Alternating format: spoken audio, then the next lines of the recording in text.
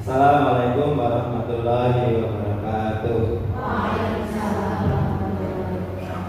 Alhamdulillahirabbil alamin. Segala puji bagi Allah Tuhan semesta alam yang telah melimpahkan memberikan kesehatan dan kesempatan di pagi siang hari ini kita di acara penyebaran pemahaman atau berbagi praktik baik guru bergerak yang nanti akan diisi oleh Bu Bibit.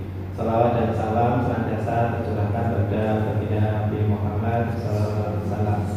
Perkenalkan, saya membagi urutan acara di kesempatan hari ini. Yang pertama adalah pembukaan, dilanjutkan dengan bernyanyi atau menyanyikan lagu Indonesia Raya. Yang ketiga, sambutan dari Bapak Kepala Sekolah. Dan yang keempat, berbagi praktik baik membangun budaya positif di sekolah yang akan disampaikan oleh beliau rekan kita Bu Bibit ini, dan sekaligus diskusi. Untuk menghemat waktu, baik kita mulai acara kali ini. Mari kita awali dengan bacaan basmalah bersama-sama. Bismillahirrahmanirrahim. Selanjutnya mohon Bapak Ibu berkenan untuk berdiri, kita menyanyikan lagu Indonesia Raya.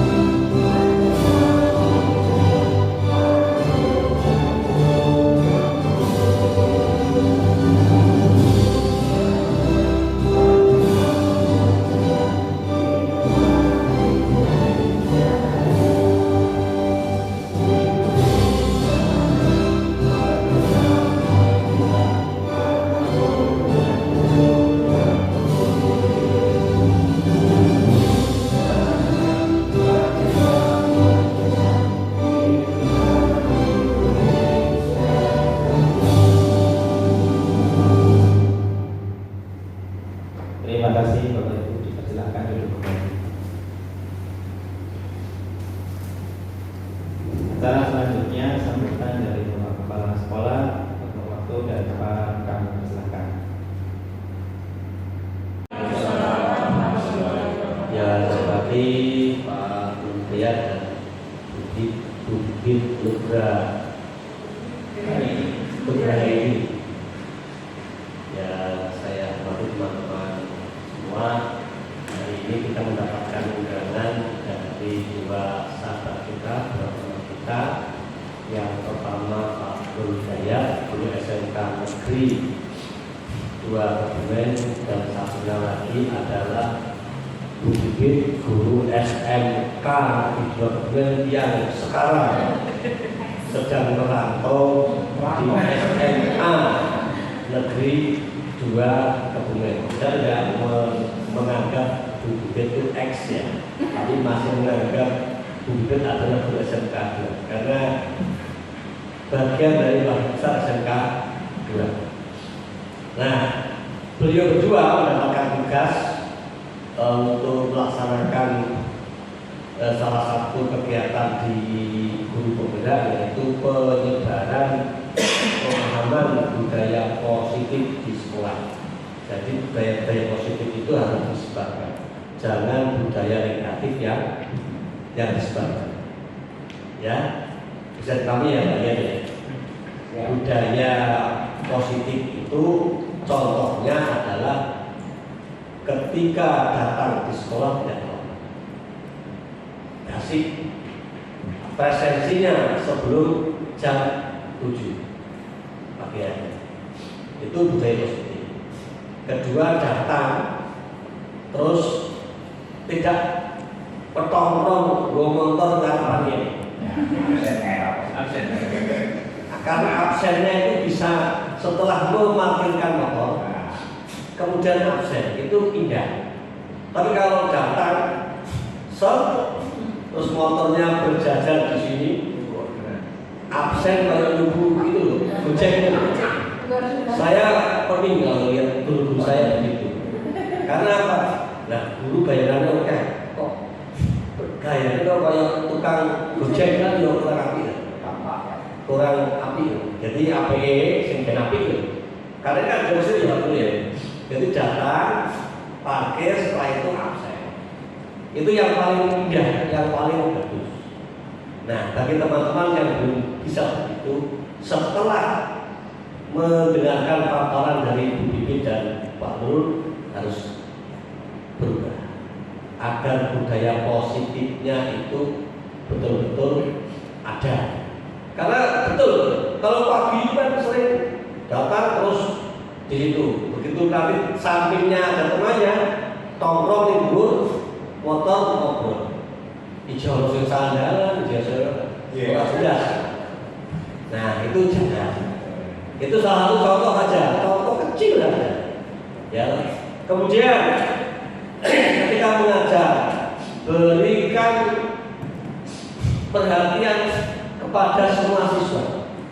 Jangan pada siswa yang cantik saja atau siswa yang ganteng saja, yang lain culun wawon malah turun. Pono Pak Guru itu pono. Karena saya setiap saat mesti muter. Alasannya itu ini Pak, apa namanya, sedang praktek, yang sebagian sedang teori. Loh, kok bisa ngono? Teori ini kono, praktek ini kono. Dipanggul sing 18 di kelas diterangke, asik tau sing 18 kon praktek katanya. Itu nah, sambil belajar hasilnya. Nanti kan kalau nggak seperti itu, jadinya bukan siswa SMK yang sehat, siswa yang pada mudah. Oke. Termasuk tadi saya datang akan terlambat 3 menit ya Pak Dul ya. Sudah undangan karena ada orang tua yang mengantarkan anaknya di jurusan X itu, ada siswa hampir 2 minggu tidak berangkat. Nah katanya itu dari rumah ini izin berangkat, tapi orang kan sekolah. Nah ini wong sing rumahnya nyangoni anak yang dari sekolah, dan ini saat sementara sekolah, tapi tekan WP, tekan tempat kunjungan kayak gitu. Anak seperti baju kabelnya repot, suruh sana, dia tidak ada. Maka tadi saya positif tadi Pak, apa ulangi sing tenang. Kemudian sering bertegur sapa ketika ketemu dengan teman, dengan guru, dengan karyawan. Jadi jangan sampai lengos. Dampaknya apa? Orang wawu bahasa Kudu, ya orang wawu.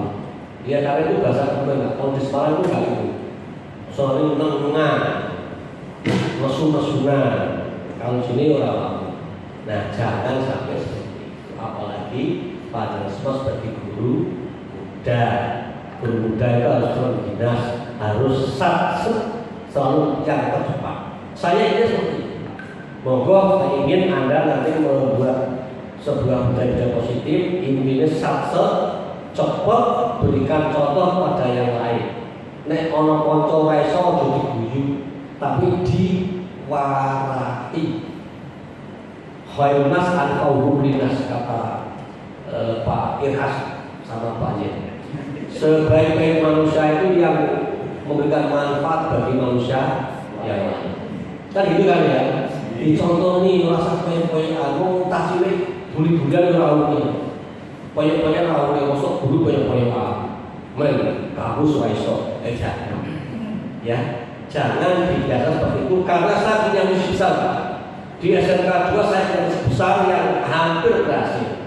Saya ingin mengubah SMK 2 menjadi SMK yang ramah. Ini sudah 80%. Saya datang dengan suaranya sedih, balik saya angker dengan suara. Ya, gurunya sangat-sangat atos-atos. Ya, neng-grup WA ya. Mereka jantungan kepopo lagi, mungkin tak mau padu. Opo, ya saya ngomong karena ini apa tuh saya tahu Saya sampaikan kembali, guru itu harus mempunyai kecerdasan intelektual, ya kemampuan akademik, kecerdasan emosional, bisa mengendalikan emosinya, kecerdasan sosial dengan teman itu baik, kecerdasan spiritual, ibadah, wayang ada ngumpet, ada ini juga yang ngumpet sih, ora jelas atau padahal kompetensi guru jalannya mempunyai kompetensi ya, dia sholat sebagai orang Islam kayak gitu. Nah tadi yang emosional tadi gampang meledak-ledak banyak gas melon, dua dia berhasil. Tapi alhamdulillah sekarang tinggal satu. Ya tinggal satu. Dari sekian banyak tinggal satu. Kan alhamdulillah. Nah wajah wayang ramah ini sudah mulai terasa. Bahkan teman-teman dari sekolah lain ke kelas lain saat ke SMK 2 itu modal bolak-balik di tempat. Saya ke SMK 2 Medan apa sih? Modal itu kok ramah-ramah orang kayu. Iya. Biar itu orang tamu ini orang sing nyapa akhir pada malah takonnya sing atus-atus. Nah sekarang sudah tidak. Kita artinya apa? SMK kita sudah mendapatkan apresiasi yang termasuk juga ketika kegiatan-kegiatan misalnya guru bergerak kan banyak sekarang tempatnya di mana di SMK 2, seleksi P3K di mana di SMK 2, seleksi PPD di mana di SMK. Itu wujud bahwa kita membangun sekolah yang ramah, baik ramah sesama warga sekolah maupun ramah dengan instansi lain. Dengan begitu SMK kita memberikan banyak manfaat. Sering yang saya sebutkan khairun nas anfa'uhum linnas. Sebetulnya adalah itu. Barangkali itu menurut kawan. Saya ngomong, saya akhiri. Assalamualaikum warahmatullahi wabarakatuh. Silakan dari ya Pak.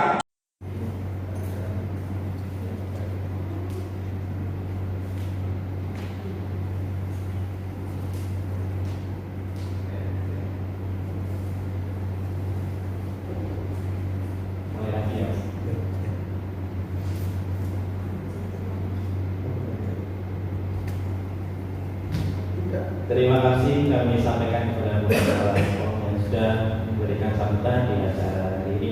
Selanjutnya acara berikutnya adalah diseminasi atau pemaparan penyebaran pemahaman berbagi praktik baik membangun budaya positif di sekolah yang akan disampaikan oleh beliau Ibu Bibit Ubaini selaku CGP Angkatan 9. Waktu dan tempat kami persilakan. Assalamualaikum warahmatullahi wabarakatuh. Terima kasih atas waktu yang diberikan oleh pembawa acara. Bapak Ibu yang saya hormati serta Bapak Kepala Sekolah yang kebetulan telah hadir tadi di tengah-tengah kita.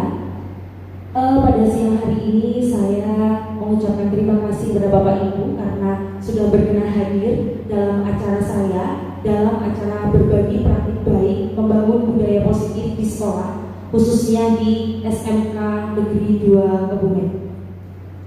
Bapak Ibu yang saya hormati, mengapa saya mengambil budaya positif atau mengambil berbagi praktik baik di SMK Negeri 2 Kebumen? Karena saya paham bahwa SMK Negeri 2 Kebumen adalah sekolah besar dengan sejuta prestasi. Aplaus dulu untuk SMK Negeri 2 Kebumen. Tentunya ini bukan hal yang mudah Bapak Ibu. Untuk menjadi besar seperti ini bukanlah hal yang mudah. Tentunya ada kolaborasi antara kepala sekolah, guru, serta siswa. Di sini untuk membangun sebuah budaya positif yang nantinya akan kami sampaikan. Ini juga bukan hal yang mudah. Namun ketika kita tidak mencoba untuk menanamkan budaya positif ini, maka kita tidak akan mengalami perubahan. Nantinya saya di pendidikan guru penggerak mengapa saya mengikuti pendidikan guru penggerak? Karena saya ingin menjadi bagian dari perubahan pendidikan di Indonesia. Harapannya nanti Bapak Ibu semua khususnya di pembelajaran bimbingan konseling ini tentunya nanti juga akan menjadi agen perubahan pendidikan di Indonesia, bukan bagian dari yang diubah, tapi menjadi agen dari perubahan. Caranya bagaimana Bapak Ibu? Nanti kita berbagi praktik baik. Mungkin nanti apa yang saya sampaikan ini sudah ada di SMK Negeri 2 Kebumen, maka nanti saya meminta informasi untuk menambahkan ilmu yang saya dapatkan di PGP. Dan saya berdiri di sini hanya mengimplementasikan atau sharing ya dari ilmu yang saya peroleh dulu. Jadi saya memperoleh ilmu duluan begitu. Jadi saya sharingkan kepada Bapak Ibu. Jadi bukan berarti nanti saya menggurui dari Bapak Ibu.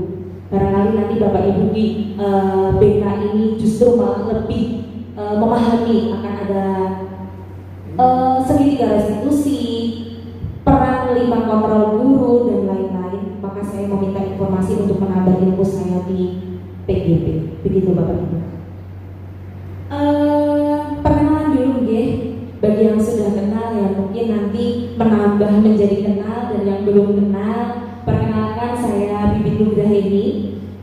Saya adalah baru calon Bapak Ibu, jadi belum sepenuhnya menjadi guru penggerak. Saya calon guru penggerak angkatan 9 dari SMA Negeri 2 Kebumen. Jadi saya cuma beda K dan A dengan Bapak Ibu. Tapi sesungguhnya secara sekolah memang besar di sini Bapak Ibu ya. Jadi saya memilih untuk ini sekolah besar dengan sejumlah prestasi baik non akademik maupun akademik, sehingga saya perlu berbagi praktik baik dengan apa sih budaya positif yang sudah ditanamkan di sana sehingga SMK 2 mampu menjadi sekolah besar dengan sejumlah prestasi tadi. Jadi saya harus masuk, ternyata di sini ada budaya positif yang sudah ditanamkan. Ternyata Bapak Ibu juga memiliki budaya positif untuk menjadi teladan bagi murid-muridnya. Karena sesungguhnya contoh yang paling baik itu adalah bukan motivasi, tapi teladan. Bagaimana kita memberikan teladan kepada murid kita sehingga murid kita mempunyai motivasi internal, mempunyai motivasi intrinsik Bapak Ibu. Kita kalau nunggu kerja bakti, Mas ambil sapunya sapu sebelah sini, Mas ambil sekopnya itu tuh daun sebelah sana diambili. Ini kita belum memberikan teladan. Lain halnya ketika kita mengambil daun-daun, ada kemungkinan anak-anak ini itu guru diambil daun-daun, masa aku duduk-duduk mainan HP. Itu Pak guru ngelapik kaca, masa aku duduk-duduk di sini. Nah, ini kemudian ada motivasi internal. Lain halnya dengan motivasi eksternal yang tadi ya. Nanti kalau kamu nggak mau nyapu, kamu nggak boleh ikut pelajaran Bu Bibit. Nanti kalau kamu nggak mau ambil sekop, tak kurangi nilaimu 8. Nilainya 7 dikurang 8 minus. Begitu. Ini motivasi eksternal karena mereka takut. Begitu Bapak Ibu. Ini nanti akan kita bahas. Begini nih yang perlu kita rubah. Jadi Bapak Ibu di sini nanti tidak lagi menjadi seperti ini. Begitu ya. Sebelum kita masuk materi, di sini ada ice breaking dulu. Ada berapa hewan yang Bapak Ibu lihat di sini ya? Oke, Pak Nurul 5, 7, 9, 10,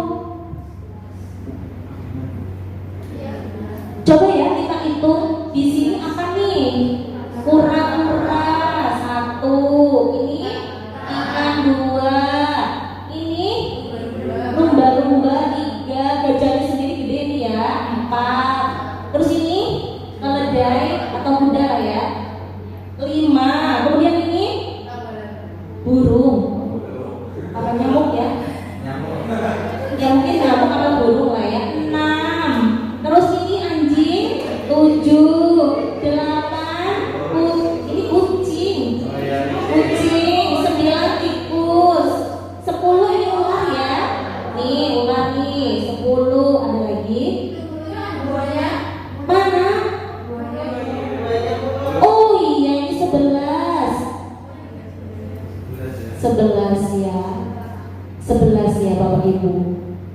Ya mungkin nanti ada yang menemukan lagi, tadi ada yang mengatakan 5, ada yang menyampaikan 7, 8. Nah ini perbedaan persepsi. Tentunya nanti Bapak Ibu, kenapa kok bilang 6? Ya saya menghitungnya 6 yang terlihat di mata saya atau secara visual saya menemukan 6.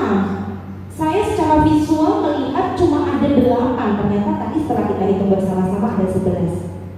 Dan semua yang Bapak Ibu sampaikan itu tentunya mempunyai tujuan. Ini juga nanti akan menjadi materi kita di diseminasi ini. Selanjutnya, tujuan pendidikan. Sebelum kita masuk ke budaya positif, kita flashback dulu bahwa ada sebuah tokoh pendidikan, pakar pendidikan yaitu Ki Hajar Dewantoro. Di sini tujuan pendidikan menurut Ki Hajar Dewantoro adalah menuntun segala kodrat yang ada pada anak-anak agar mereka dapat mencapai keselamatan dan kebahagiaan yang setinggi-tingginya, baik sebagai manusia maupun sebagai anggota masyarakat. Oleh sebab itu, pendidikan harus dapat menuntut tumbuh atau hidupnya kekuatan kodrat yang ada pada anak-anak agar dapat memperbaiki lakunya, bukan dasarnya. Jadi laku hidup dan tumbuh kembang kekuatan kodrat anak. Jadi seperti ini Bapak Ibu, siswa kita datang ke sekolah itu bukan merupakan kertas putih. Dulu kita berpikir mereka datang nggak tahu apa-apa, nanti kita kasih tahu. Berarti dalam artian mereka adalah sebuah kertas putih yang nanti akan kita beri gambar. Pak guru matematika membuat rumus lingkaran, gambar di sana di kertas putih itu. Kemudian Bu guru biologi IPA membuat perampang tumbuhan, organ tubuh di sebelah sini. Pak guru bahasa Indonesia bagaimana membuat pantun yang bagus di sebelah kiri misalnya, sehingga kertas itu akan penuh dengan tulisan, sehingga dia atau siswa ini maka akan menjadi pandai. Begitu, itu paradigma pendidikan dulu Bapak Ibu. Karena sekarang siswa bukanlah kertas putih, tapi mereka sudah membawa garis-garis bayang dari rumah. Nah tugasnya Bapak Ibu di sekolah adalah menebalkan garis-garis bayang tersebut, bukan membuat garis baru. Oleh karena itu tadi disampaikan yang dirubah bukan dasarnya, tapi lakunya. Jadi mereka sudah punya dasar, kemudian kita tuntut lakunya menjadi baik, menjadi yang selamat ya, menjadi anak yang selamat dan bahagia yang setinggi-tingginya. Jadi kita tugasnya adalah menebalkan garis-garis samar ini Bapak Ibu. Misalnya nih, saya ngajar seni budaya. Mas Mbak, hari ini penilaian nyanyi. Bu, saya nggak bisa nyanyi. Saya nggak mau tahu.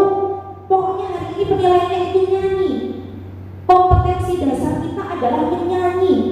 Tapi saya nggak mau Bu. Kalau saya gambar aja gimana? Oh ya nggak bisa ya. Hari ini kita nyanyi penilaiannya. Ini berarti kita membuat garis baru. Begitu. Nah, Bapak Ibu di sini perlu kita ketahui, mereka datang ke sekolah itu membawa kodrat alam dan kodrat zaman yang tidak bisa kita pungkiri dan tidak bisa kita hapus atau kita rubah.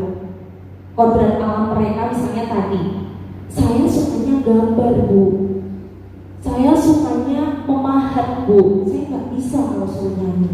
Bahkan ada anak yang menangis, saya nggak mau tahu Mas, kamu harus nyanyi. Lah kalau kamu nggak nyanyi, kamu nggak dapat nilai nyanyi dong, kosong nilaimu. Nanti endingnya anak itu akan trauma, kemudian tidak merasa bahagia, tidak merasa selamat, menjadi motivasi datang ke sekolahnya itu rendah. Aku kalau hari Selasa ada pelajaran bibit seni budaya nggak mau masuk, takut karena aku nggak bisa nyanyi. Begitu. Nah, bagaimana caranya kita melihat kodrat alam misalnya yang seperti ini? Oh, ini satu ya. Kodrat alam yang kedua, mungkin di siswa SMK Negeri 2 ada yang datang dari pegunungan, ada yang datang dari kota, ada juga yang datang dari Kisik Pantai Selatan. Yang mungkin kalau di Kisik Pantai Selatan ini ada rumah yang jaraknya jauh-jauh di Bapak Ibu, sehingga mereka ada kecenderungan ngomongnya keras.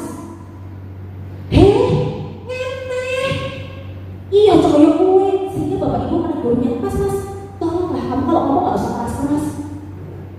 Temennya aja di situ ngomong keras-keras. Ini kodrat alam Bapak Ibu, karena mereka terbiasa rumahnya jauh. Kemudian ada lagi pelajaran PJOK olahraga. Mas, kamu kok gak bisa sepak bola kayak gitu? Rumahmu mana? Rumah saya yang tinggi di mana ya? Karasambung misalnya. Di sana tanahnya itu sulit untuk bermain bola Bapak Ibu, karena tidak ada tanah lapang yang datar gitu maksudnya. Sehingga mereka pintarnya voli.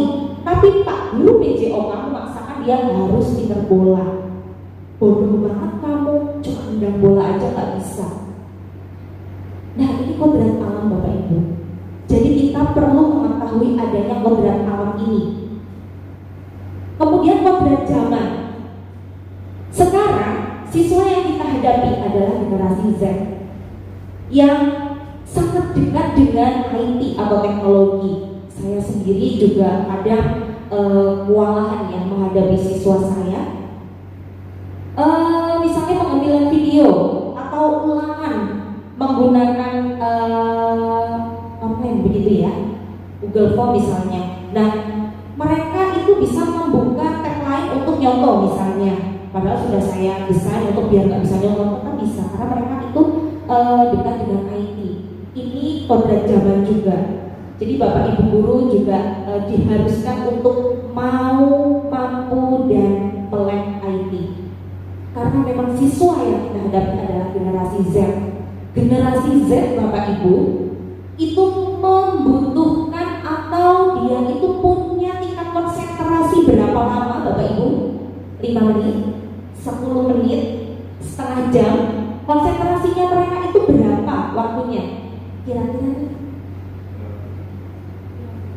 15 menit, ada lagi 10 menit, oke, 15 menit, 10 menit, boleh, iya. Tapi konsentrasi generasi Z itu hanya bertahan 8 detik. Karena adanya apa Bapak Ibu guru? Jajan. Ketika mereka melihat YouTube, gak suka ganti.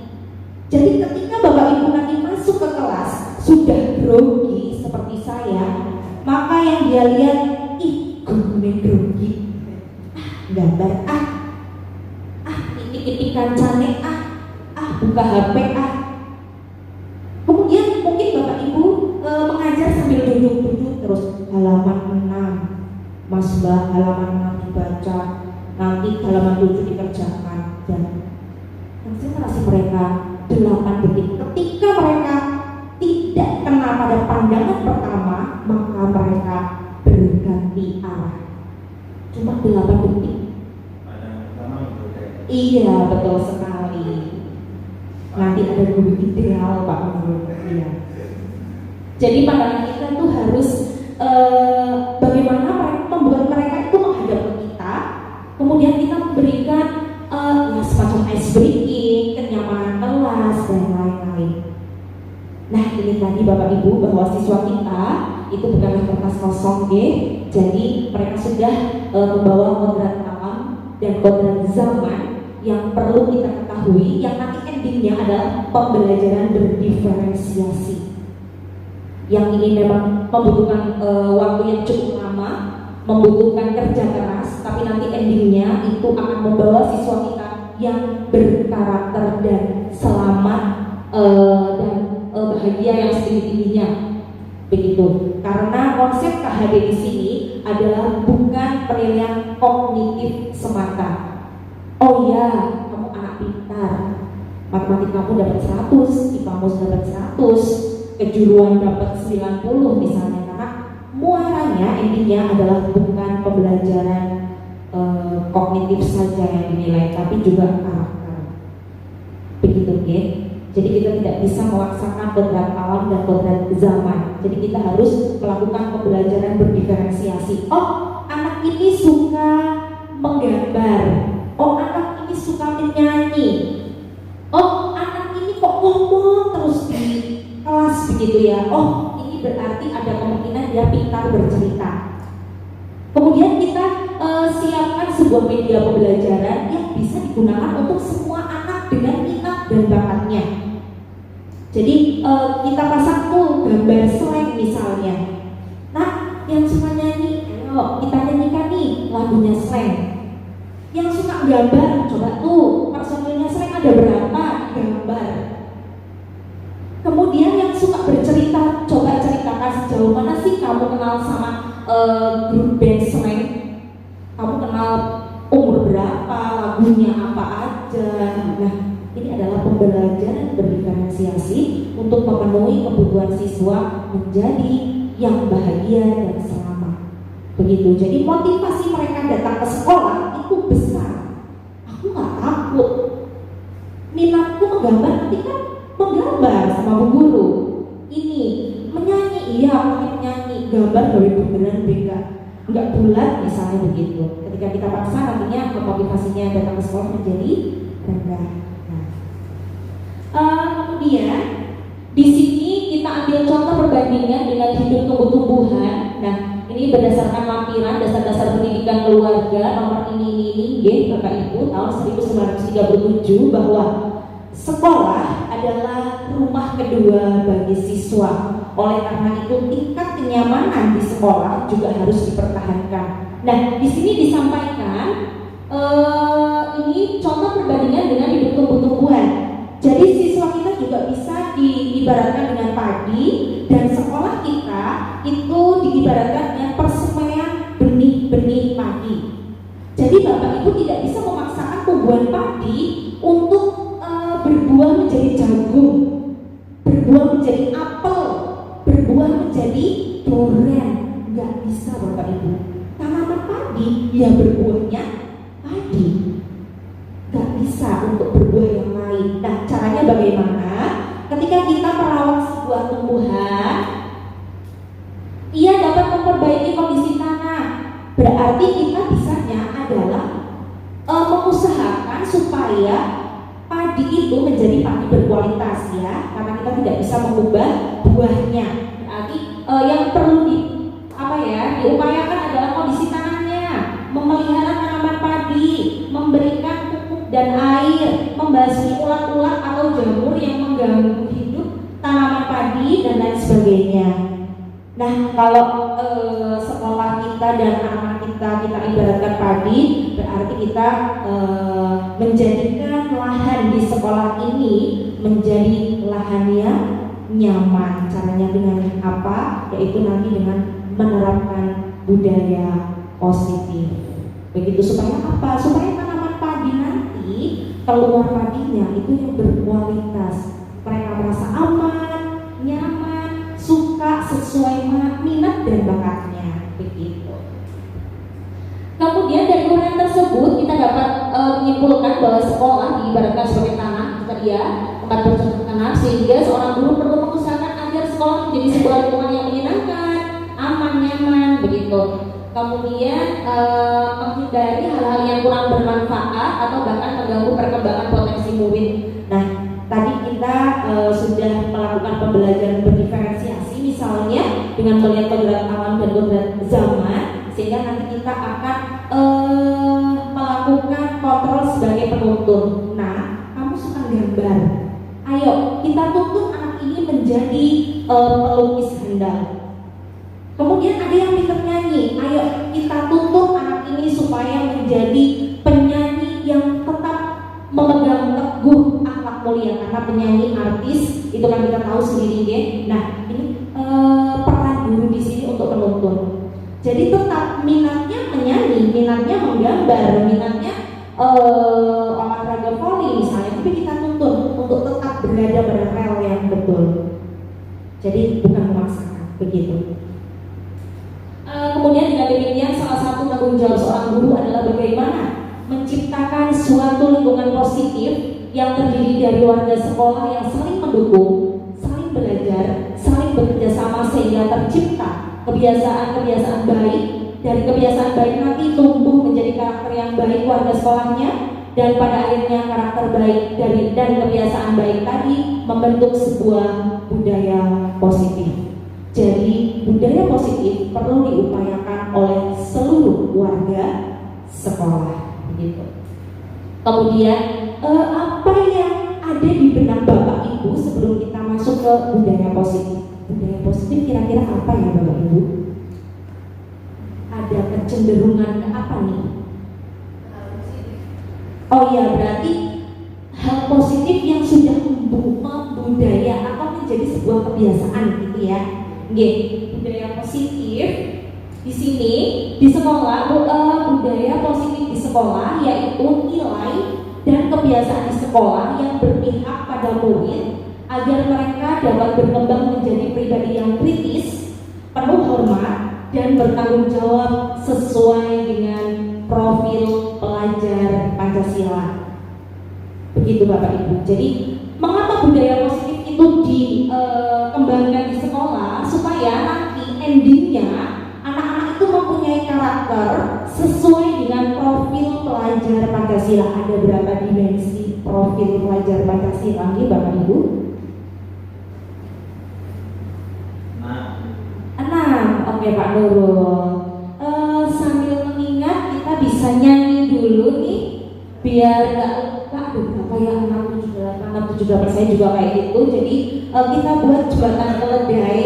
Kita nyanyi dulu. Pelajar Pancasila beriman dan bertakwa pada Tuhan yang esa dan berakhlak mulia, berkebinekaan global, gotong royong mandiri, kreatif dan bernalar kritis. Ada 6 nih Bapak Ibu. Kalau kita lihat dah nih, beriman dan bertakwa sampai dengan kreatif. Kita nyanyi dulu sambil tepuk ya Bapak Ibu. Di samping untuk memperpanjang durasi juga. Ya, bareng-bareng. Gak usah pakai ingat, gak apa-apa.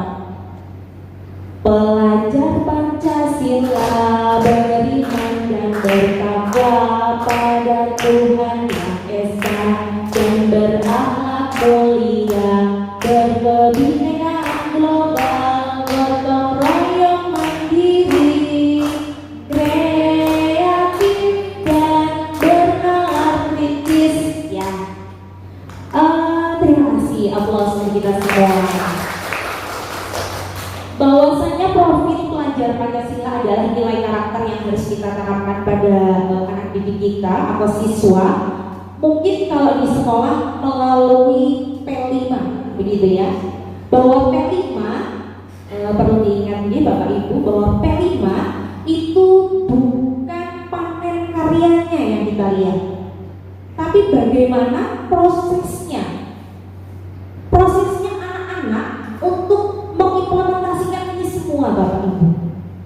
Terkadang kita salah ya menafsirkan P5, kapan gelar karyanya, kapan panen karyanya. Ini sebenarnya gelar karya dan panen karya tidak diadakan, tidak apa-apa. Kita menilainya adalah prosesnya. Bagaimana mereka bisa bekerja sama, bagaimana mereka bisa kreatif seperti di SMK kemarin ya, sudah kreatif sekali untuk prosesnya, gaya hidup berkelanjutan, untuk bijak memilah sampah. Jadi bagaimana sampah-sampah yang ada di SMK 2 ini menjadi sesuatu yang berguna, ternyata luar biasa. Begitu. Nah ini nilai kreatif kita, kemudian bernalar kritis, gimana ya bikin daun jadi baju, gimana ya bikin plastik jadi bajunya, luar biasa bernalar kritisnya mereka. Dan kemudian mandiri, mereka browsing, ATM, amati, tiru, modifikasi. Nah, dari YouTube ini, nah gitu. Begitu ya Bapak Ibu. Jadi profil pelajar Pancasila ada 6 dimensi. Kemudian konsep utama budaya positif itu nanti kita mulai dari perubahan paradigma belajar, disiplin positif, motivasi perilaku manusia, kebutuhan dasar, posisi kontrol restitusi, segitiga restitusi dan keyakinan kelas. Ada 7. Yang pertama, perubahan paradigma belajar.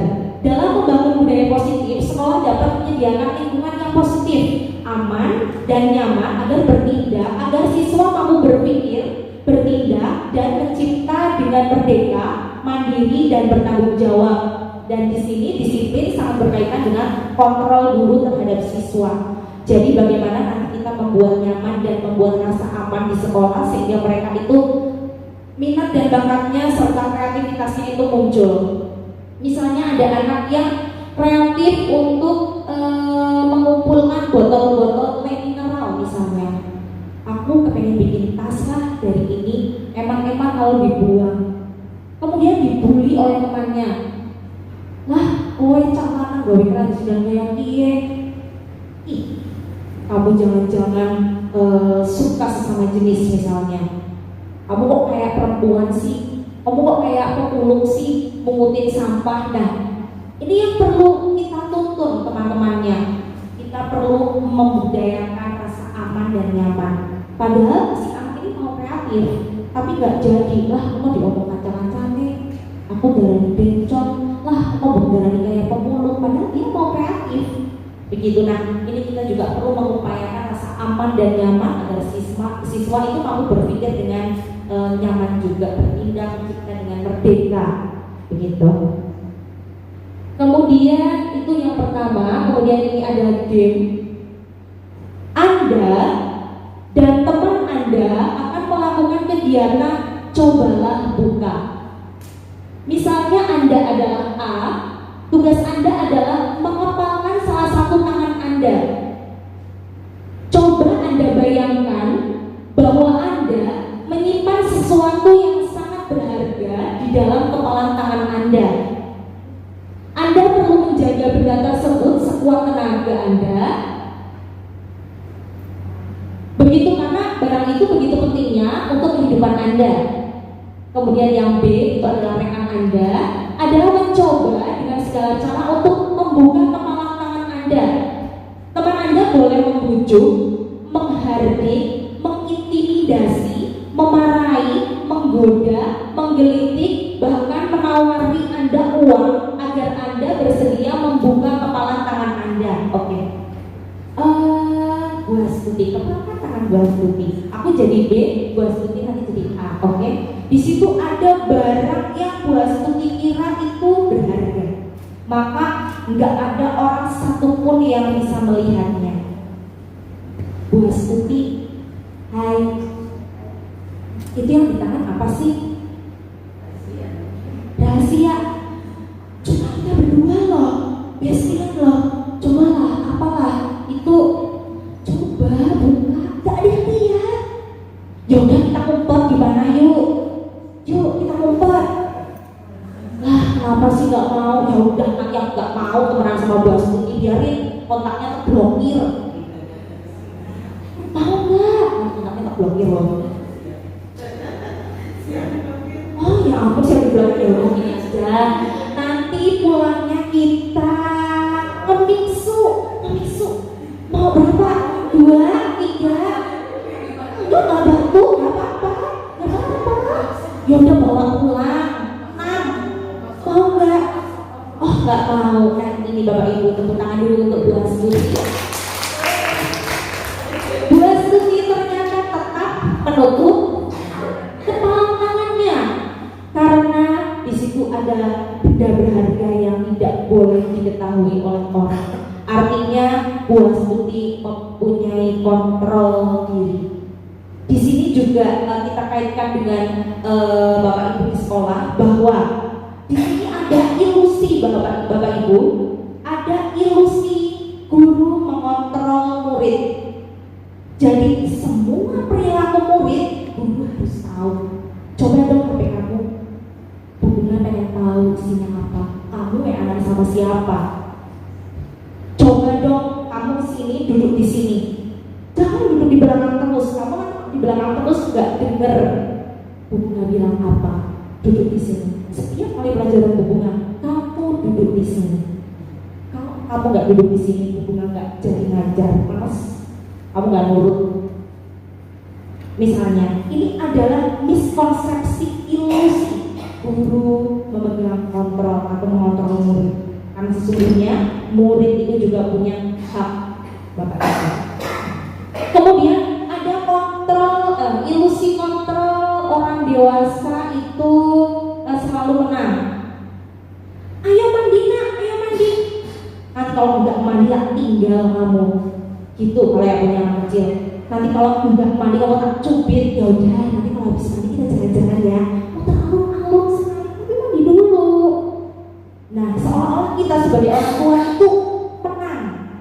Dia harus nurut, dia kan lebih kecil. Begitu. Ini adalah miskonsepsi Bapak Ibu. Bahwasanya kontrol diri kita itu ada di diri kita, mau membuka atau tidak. Misalnya nih, tadi Bu Astuti tak tawarin mixu, ya wis, gandeng mixu tempat dengan sedikit tapi ya. Nah, ini juga kontrol diri Bu Astuti. Kenapa Bu Astuti mau membuka? Karena Bu Astuti sendiri.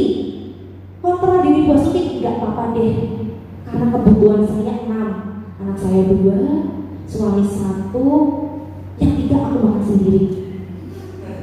Ini adalah sebuah kebutuhan, sehingga kontrol diri Bu Astuti, bolehlah aku terintip makan sedikit ke Bu Bibit, nggak apa-apa. Kayaknya Bu Bibit nggak suka ember, misalnya begitu. Ini kontrol diri Bu Astuti sendiri, mau buka atau tidak. Tapi kebetulan tadi tidak. Mau saya intimidasi, mau saya beri iming-iming juga tetap tidak membuka, maka kontrol dirinya kuat. Jadi Bapak Ibu nanti harus punya kontrol diri yang kuat supaya tidak dikontrol oleh orang lain. Begitu. Andai kata Bapak Ibu nanti mau dikontrol oleh orang lain, maka bukan orang lain yang salah, Bapak Ibu, karena melepas kontrol diri. Begitu ya. Kemudian di sini perubahan paradigma stimulus respon dan teori kontrol. Misalnya stimulus responnya kita mencoba mengubah agar orang berpandangan sama dengan kita. Teori kontrolnya yang betul, kita berusaha memahami pandangan orang lain tentang dunia. Jadi nggak harus sama Bapak Ibu. Misalnya kita ngajar di kelas, 1 tambah 1 itu 2, Bu. Tapi 2 dikurangi 0 juga 2, enggak. 1 tambah 1 2, tetap 1 tambah 1. Bu Bibi nggak ngajarin 2 kurangi 0 itu 2. Nah, kita mencoba untuk berusaha memahami pandangan orang lain tentang dunia. Kemudian yang kedua, perilaku buruk dilihat sebagai suatu kesalahan. Teori kontrolnya, semua perilaku memiliki tujuan. Misalnya tadi Pak Nurul mengatakan, berapa sih jumlah hewan yang di sana? 5. Kemudian ada lagi yang mengatakan 6, 7. Kalau saya mengatakan itu salah. Begitu, ini paradigma yang sebelumnya ya, perlu kita rubah bahwa semua perilaku memiliki tujuannya. Memang kelihatan di mata saya itu 5 loh, itu sih 1, 2, 3, 4, 5. Misalnya, mengapa anak didik kita merokok? Merokok kenapa?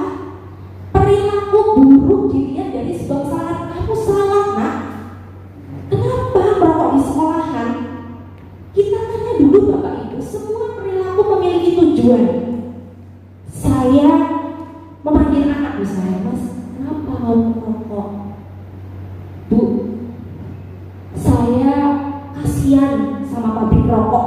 Nanti kalau nggak ada yang beli rokok, kemudian Indonesia tidak tersumbang banyak uang dari pabrik rokok misalnya.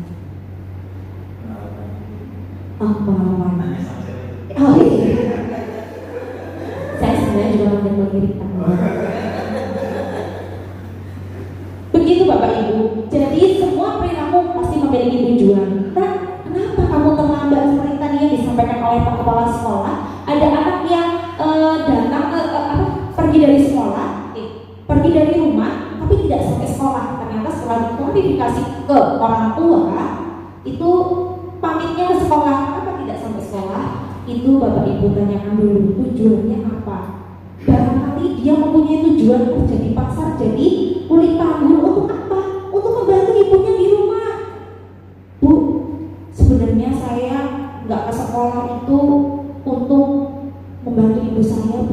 jadi kuli panggul, tapi saya pura-pura datang ke sekolah, tapi uangnya saya berikan obat misalnya.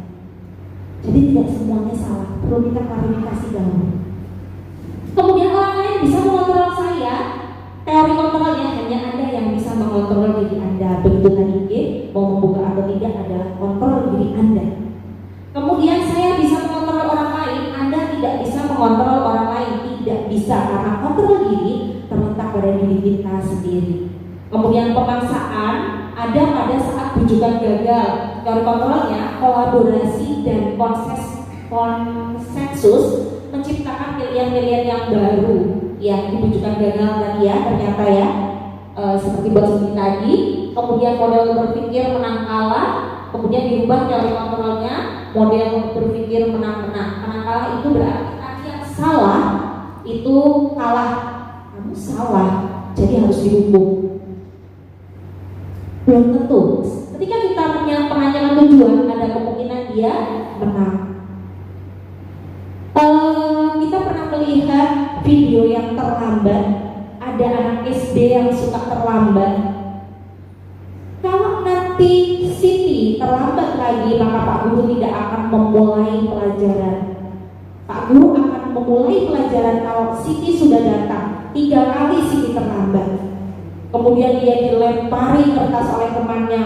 Gara-gara kamu pelajaran jadi terlambat. Kita kan jadi kurang nih materinya. Sementara Pak Guru tidak memberikan sedikit waktu untuk mengutarakan. Setelah hari keempatnya ternyata dia tidak terlambat. Oh, tumben sih kamu sudah datang.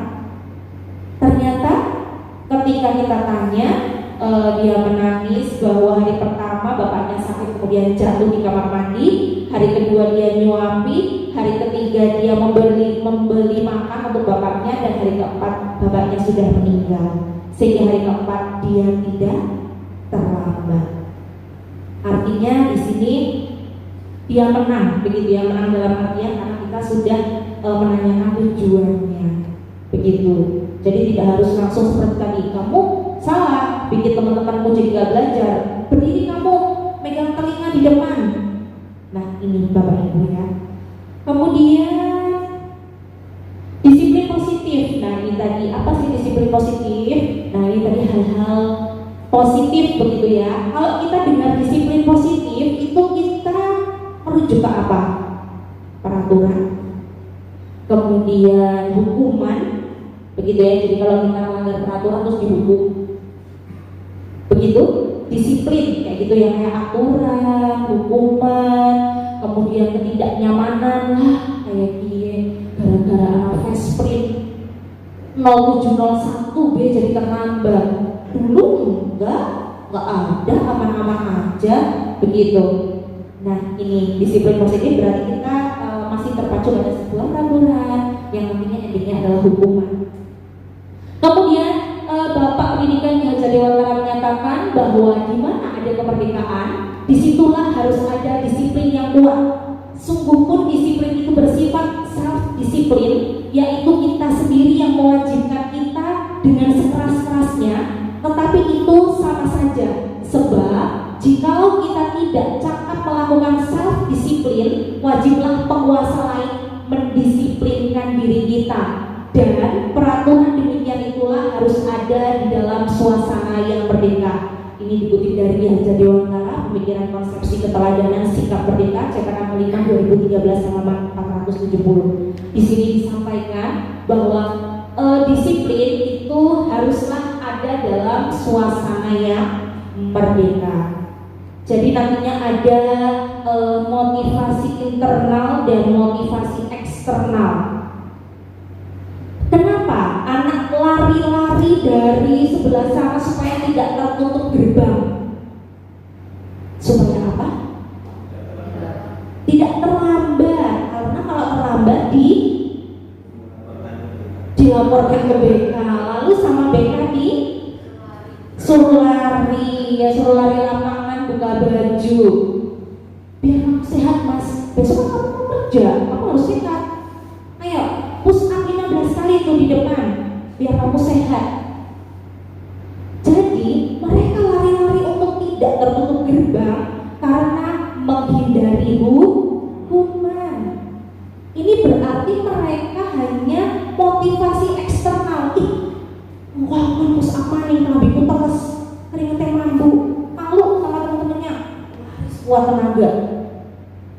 Bapak Ibu datang ke sekolah sprint jam 7. Kenapa Bapak Ibu? Oh iya, betul sekali. Biar tidak dipotong TPP-nya, Tos. Iya. Biar tidak dipotong TPP-nya. Motivasi eksternal.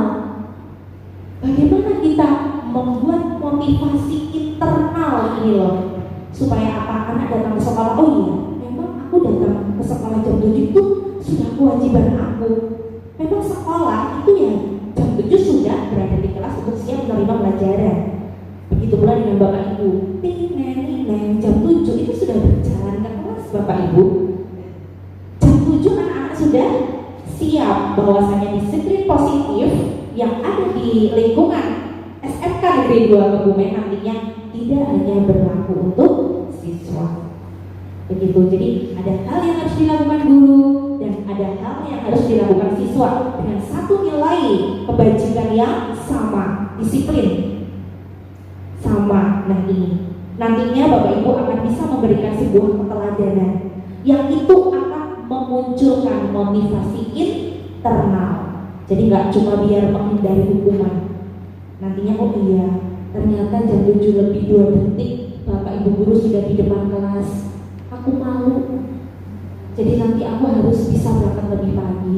Ternyata memang peraturannya seperti ini. Nah ini motivasi internal. Kemudian dalam situasi merdeka tadi ya Bapak Ibu, kalau kita sudah bisa motivasi internal, maka kita nanti akan ikhlas, menjalannya juga enak, sehingga bisa dikatakan merdeka. Menurut Ki Hajar Dewantara, merdeka itu artinya tidak hanya terlepas dari perintah, akan tetapi kita juga cakap buat memerintah diri sendiri. Ini dikutip dari Ki Hajar Dewantara, cetakan kelima juga halaman 469. Jadi merdeka itu artinya tidak hanya terlepas dari perintah. Jadi kita bukan hanya diperintah, tapi kita juga cakap untuk memerintah diri sendiri. Jadi memerintah diri sendiri artinya itu tadi motivasi internal. Jadi aku harus bangun pagi, berarti minimal aku jam 6 udah naik call, sehingga nanti jam setengah 7 lebih 10 aku sudah di gerbang SMK 2. Nah ini kita juga harus cakap buat memerintah diri sendiri. Kemudian ini ada teori motivasi Bapak Ibu. Motivasi merupakan dorongan yang timbul pada diri seseorang secara sadar atau tidak sadar untuk melakukan suatu tindakan dengan tujuan tertentu. Yang pertama, untuk menghindari ketidaknyamanan hukuman, berarti motivasinya adalah eksternal. Untuk mendapatkan penghargaan atau imbalan dari orang lain atau institusi, motivasi eksternal. Seperti tadi biar TPP-nya nggak hilang, ini berarti ada penghargaan atau imbalan ya. Maka kalau kamu absennya rajin, TPP-mu full, berarti ini penghargaan, motivasi eksternal. Kemudian untuk menghargai diri sendiri, ini baru yang motivasi internal, tujuan dari disiplin positif. Saya akan menjadi orang yang seperti apa bila saya melakukannya. Nantinya ada sebuah pengakuan dari orang lain bahwa anak itu adalah anak yang menjaga disiplin tinggi, misalnya anak yang bertanggung jawab, misalnya tanpa harus diucapkan secara tidak langsung. Nanti Bapak Ibu guru menilai seperti itu, demikian untuk kita juga ya. Nah ini untuk menghargai diri sendiri, apa yang dihargai adalah nilai-nilai yang kita percaya sebagai nilai kebajikan. Begitu Bapak Ibu. Jadi tadi kita masih mengatakan bahwa untuk menghindari ketidaknyamanan atau hukuman tadi di mas-mas yang lari-lari. Kemudian untuk Bapak Ibu untuk mendapatkan penghargaan. Ini motivasi eksternal juga. Jadi nanti Bapak Ibu ketika memberikan sebuah penghargaan ke siswa, ke anak didik, ini juga nanti ada efeknya nih Bapak Ibu. Tidak semua penghargaan ini baik atau imbalan gitu ya, itu baik. Karena apa? Ternyata pemberian penghargaan atau imbalan dari kita, misalnya dari Bapak Ibu guru kepada murid atau siswa, itu dapat menjadi motivasi eksternal yang akan menurunkan motivasi internal. Aku nanti maju kalau yang maju dapat silver pin. aku mau ulangan gimana caranya aku dapat 90 biar nanti bisa dipanggil di panggung, dapat hadiah pengakuan pintar dari teman-teman dan Bapak Ibu. Ternyata seperti itu, menjadi sebuah motivasi eksternal, bukan motivasi internal, maka akan mematikan atau menurunkan motivasi internalnya. Pemberian penghargaan, apakah penghargaan tidak boleh diberikan ke siswa? Lalu boleh nggak nih kasih penghargaan ke siswa? Nanti jangan-jangan jadi motivasi eksternal. Kamu sudah bantu Bu Bibit membawakan proyektor, sini tak kasih permen 2. Besok Bu Bibit baru minta dibawakan, tak bawakan biar dapat permen 2. Ternyata sampai di kantor, makasih ya Mas, cuma 2M, makasih Mas. Dan besok dia nggak mau bawakan proyektor lagi. Wah, ini beneran diparingi permen. Karena motivasi eksternalnya dia biar dapat permen. Itu. Nah, ini hati-hati ya Bapak Ibu. Jadi boleh nggak sih penghargaan atau imbalan dikasihkan? Boleh Bapak Ibu. Tapi nanti akan kita bahas di selanjutnya bagaimana cara memberikan penghargaan atau imbalan yang pas gitu. Nah, apa bedanya hukuman atau sanksi? Hukuman dan sanksi atau konsekuensi? Hukuman dan sanksi atau konsekuensi ya. Di sini ada sebuah analisis kasus di mana tadi misalnya anak yang terlambat kemudian dihukum begitu ya. Lalu apa bedanya dengan konsekuensi? Karena kita juga familiar dengan kata konsekuensi. Di sini ada sebuah kasus Danang kurang menguasai pelajaran matematika sehingga pada saat pelajaran tersebut berlangsung dia lebih banyak berdiam diri atau menggambar di buku pelajarannya.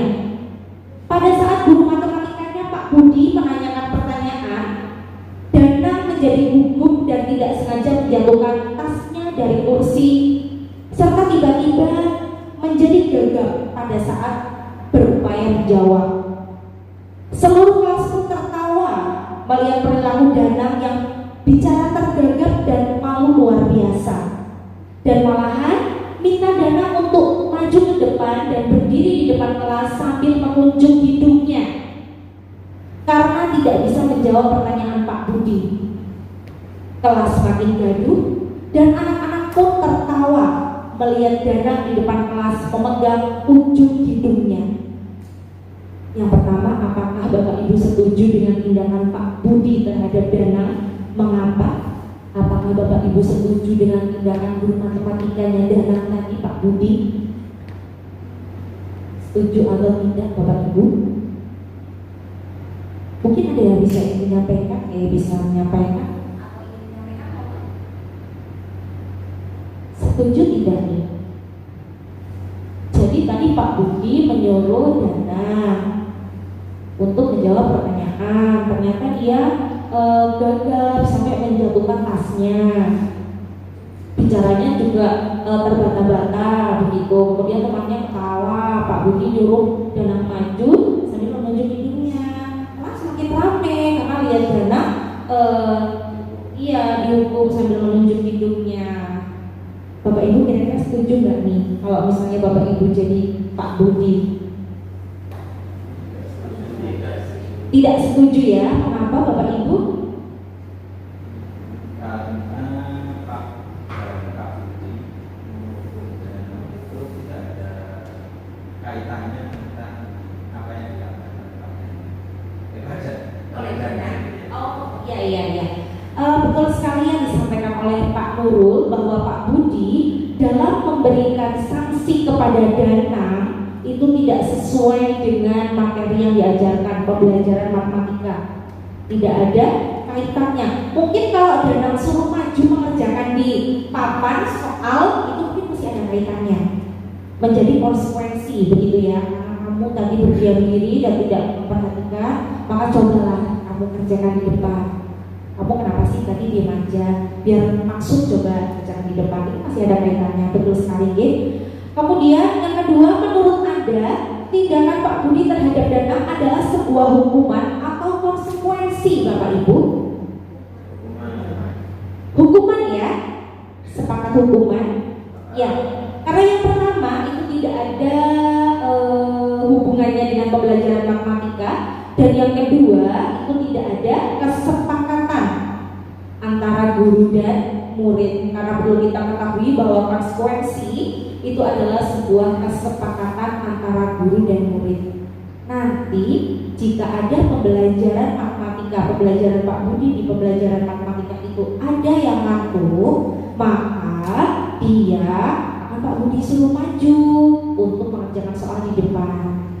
Nanti apabila ada yang bermain HP, maka akan Pak Budi berikan 2 soal untuk PR. Iya, begitu misalnya. Setuju tidak anak-anak? Kalau tidak setuju berarti harus dirubah nih, karena sebuah kesepakatan begitu. Tapi ketika anak-anak tidak boleh bermain HP, maka Bapak Ibu juga sebaiknya seyogianya itu juga tidak bermain HP. Dan ini adalah hal yang sangat sulit. Ya, kos saya juga iya nih. Mungkin apa nih, sebenarnya nggak pengen buka, diterupukkan aja kali ya Bapak Ibu, biar nggak lihat siapa yang WA. Nah ini berarti tadi menurut Bapak Ibu, tindakan Pak Budi terhadap Danang adalah sebuah hukuman karena tidak ada kesepakatan sebelumnya dan tidak ada hubungannya dengan pembelajaran matematika. Kemudian apa sih bedanya hukuman dan konsekuensi? Bahwa saja hukuman bersifat tidak terencana atau tiba-tiba. Nah tadi nih Danang langsung suruh maju tunjuk hidung, itu tiba-tiba, murid tidak tahu juga apa yang akan terjadi dan tidak dilibatkan, jadi tidak diajak omong-omongan gitu, tidak terjadi kesepakatan. Nah bagaimana dengan konsekuensi? Sudah terencana atau sudah disepakati, sudah dibahas dan disetujui oleh murid dan guru. Misalnya piket, apabila nanti ada siswa yang terlambat, maka siswa tersebut menyiram bunga, kemudian menyapu halaman. Nah, ketika ini sudah disosialisasikan dan menjadi sebuah kesepakatan, maka itu disebut dengan konsekuensi. Mereka masih merdeka, mengerjakannya itu merdeka, ikhlas. Oh iya, aku terlambat, iyalah, muncul 6 menit, aku mau orang menyirami kembangan. Nah, ini sebuah kesepakatan ya, jadi konsekuensi. Kemudian hukuman bersifat satu arah dari pihak guru yang memberikan dan murid hanya menerima, seperti tadi, maju tunjuk hidung. Nah itu hukuman. Bagaimana ini untuk konsekuensi? Murid tetap dibuat tidak nyaman dan jangka waktu pendek. Ternyata konsekuensi juga masih punya kekurangan Bapak Ibu, bahwa murid nantinya tetap dibuat tidak nyaman. Jadi terlambat masuk kelas, harus nyiram bunga, padahal bunga di SMK ada berapa sih jumlah bunga? Oh iya, untuk konteks nih cuma 10 ya, tanaman deh aku ganti. Ada berapa jumlah tanaman di SMK 2 nih? Pohon, tanaman, apalah suket. Nah, ada berapa rumput yang harus dia siram dan berapa waktu yang harus mereka tinggalkan, berapa tenaga yang harus mereka keluarkan. Serapannya hilang Bapak Ibu, kesel haus. Nah ternyata mereka masih dibuat tidak nyaman. Kemudian yang ketiga, hukuman yang diberikan bisa berupa fisik maupun psikis. Murid atau anak disakiti oleh suatu perbuatan atau kata-kata. Dari analisis yang tadi aja Danang begitu ya. Jadi mereka akan trauma berkepanjangan. Aku pernah malu, lihat sudut kelas aja dia bisa trauma. Aku pernah berdiri di situ. Aku pernah diketawakan sama teman-teman, dilempari. Lucu nih irungnya, ini lucu banget, bocah nggak teknak kabus. Nah, akan bisa trauma berkepanjangan Bapak Ibu. Yang kemudian nanti hukuman endingnya apa? Dendam. Kapan aneh aku sukses? Bukan studi berdesi nanggalan nama korek penyamarin. Kapan aneh aku lulus? Bibi tak kegagalan, kasih uang maksudnya. Begitu nanti akan timbul rasa dendam karena dia merasa disakiti. Begitu. Bagaimana dengan konsekuensi? Biasanya diberikan berdasarkan suatu data yang umumnya dapat diukur. Nah, misalnya kamu sudah terlambat lebih dari 3 kali, maka tidak hanya menyiram bunga, nah, kamu juga menyapu halaman depan dari gor sampai TKR sana. Kamu sudah melanggar terlambat 3 kali, bisa diukur ya. Bisa diukur dia sudah bersiap belum tuh nyapunya. Nah, ini. Tapi dia tetap akan ada rasa tidak nyaman, dan ini nanti untuk jangka waktu pendek konsekuensi. Nanti masih ada tingkatan di atasnya. Walaupun konsekuensi ini sudah lebih baik daripada hukuman. Kemudian mari berlatih hukuman atau konsekuensi Bapak Ibu. Yang pertama, lari mengelilingi lapangan basket 2 kali karena terlambat hadir ke sekolah. Hukuman atau konsekuensi? Hukuman. Yang kedua, membersihkan coretan yang dibuatnya di meja tulis. Konsekuensi, murid diminta untuk push up 15 kali karena tidak menggunakan masker ke sekolah. Hukuman atau konsekuensi? Hukuman. Menggantikan kertas tugas teman yang telah dicoret-coret. Konsekuensi. Berjemur di lapangan basket pukul 12 siang karena ngobrol dengan teman saat pembelajaran.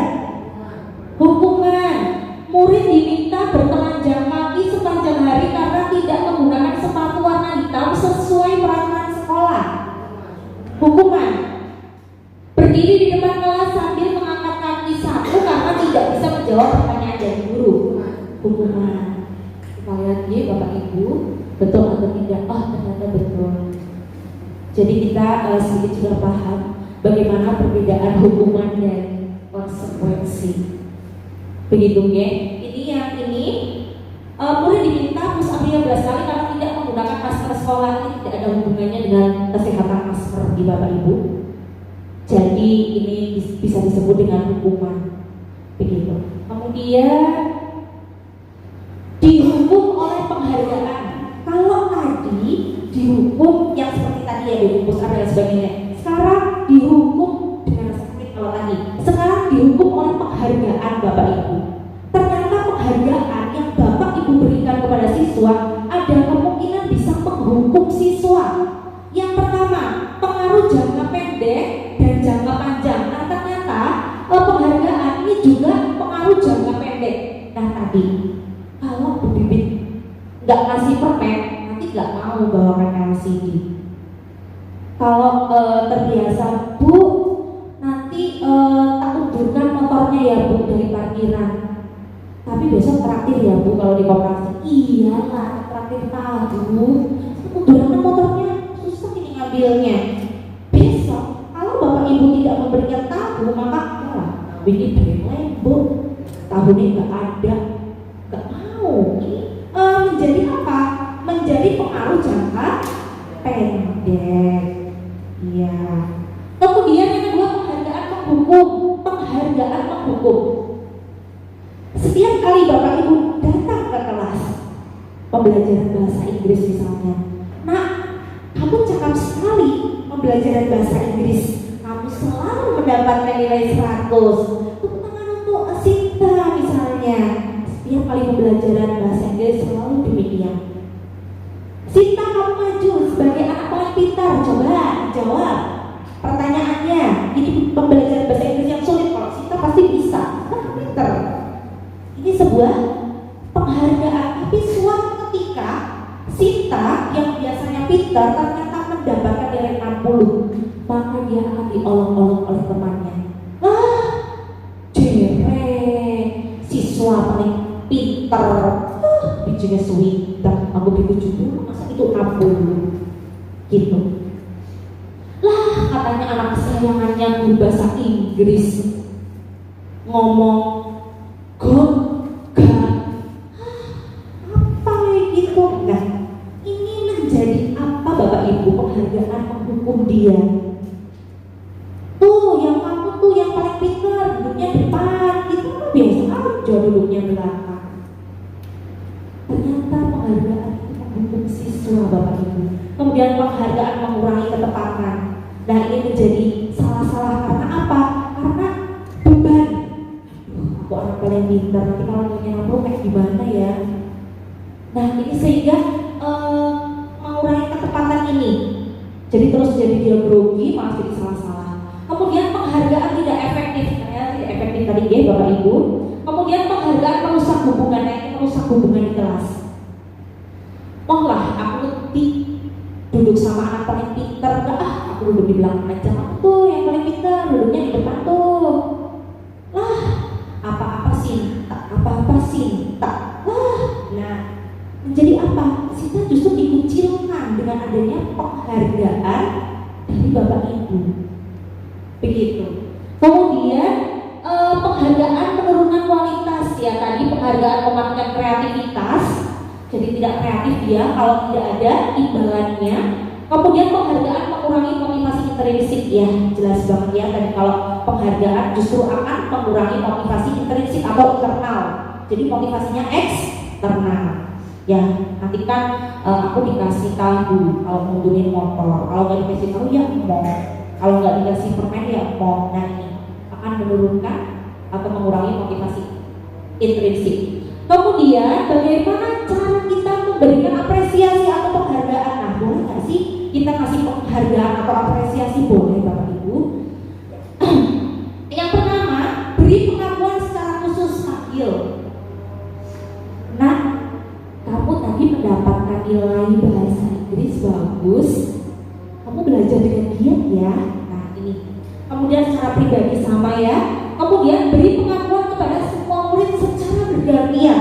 Karena pada dasarnya Bapak Ibu, kita juga harus menerapkan inquiry apresiatif bahwa kelemahan siswa dirubah menjadi kelebihan siswa. Siswa yang banyak ngomong di kelas, bocah cerewet tempol heran. Kita gali Bapak Ibu, ayo. Kalau dia suka ngomong berarti dia suka presentasi. Jadikan dia moderator.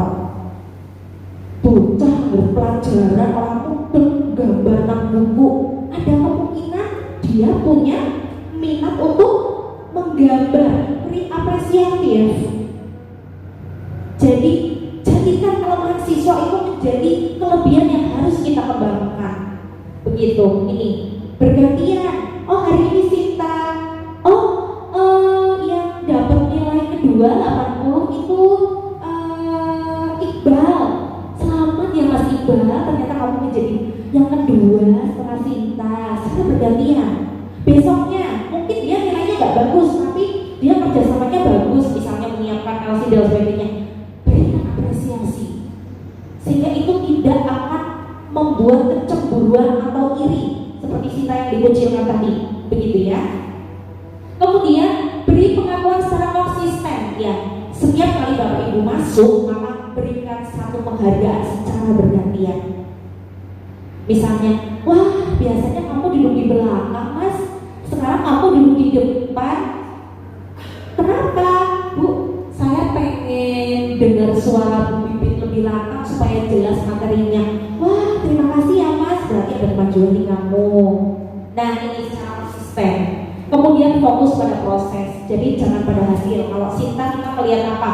Melihat nilai 100, Iqbal 80 itu hasil. Tapi kita juga melihat pada proses. Untuk apa? Untuk memberikan pengakuan secara konsisten, secara bergantian. Kalau kita lihatnya hasil, maka cuma Sinta dan Iqbal aja yang akan kita berikan apresiasi. Begitu. Kemudian contoh pengakuan apresiasi. Bagaimana kita memberikan apresiasi kepada siswa? Gak cuma wow, kamu hebat, ya kamu cantik banget, ih hari ini kamu keren, pinter. Gak cuma begitu Bapak Ibu, tapi ada pembuka nilai kebajikan yang dicantumkan dalam apresiasi tersebut dan situasi. Misalnya kemarin saya perhatikan rasa empatimu besar sekali pada saat menolong murid baru di kelas kita. Begitu. Jadi ada bajikan, oh itu besar rasa empatinya. Jadi suatu saat anak itu akan ingat, oh Bu Bibit pernah memberikan apresiasi karena rasa empatiku besar. Aku sudah menolong murid baru yang ada di kelas. Gak cuma wow, keren, pinter, si Nyombian wow apa ya, tapi Bobit pernah kok bilang wow ulangan banget aku wow apa ya. Nah karena apa? Tidak diselipkan nilai kebajikan. Kemudian yang kedua, saya menghargai kepedulianmu pada saat kamu membantu teman-teman di tugas kelompok. Nah berarti nilai kebajikan adalah kepedulian. Kemudian ini, terima kasih untuk rasa tanggung jawabmu pada saat kamu memungut kertas-kertas yang berserakan di lantai. Berarti nilai kebajikannya tanggung jawab. Oh berarti aku punya tanggung jawab yang besar. Oh berarti aku punya nilai kepedulian yang besar. Nanti akan tertanam di pikiran anak-anak kita, berubah mindset anak-anak kita. Oh aku ini tanggung jawab. Oh aku ini peduli. Oh aku empatinya besar. Misalnya begitu. Jadi ketika Bapak Ibu memberikan apresiasi tadi secara konsisten dan lain-lain, dan apa diselipkan nilai kebajikan. Kemudian kebutuhan dasar manusia. Kenapa sih anak-anak itu kok tadi dihukum? Kok mereka melanggar? Mungkin ada beberapa nilai kebutuhan dasar mereka yang tidak dipenuhi. Maka kita harus klarifikasi dulu Bapak Ibu. Yang pertama, ini menurut William Glasser, kebutuhan dasar manusia adalah seluruh tindakan manusia yang memiliki tujuan tertentu, yaitu memenuhi kebutuhan dasarnya.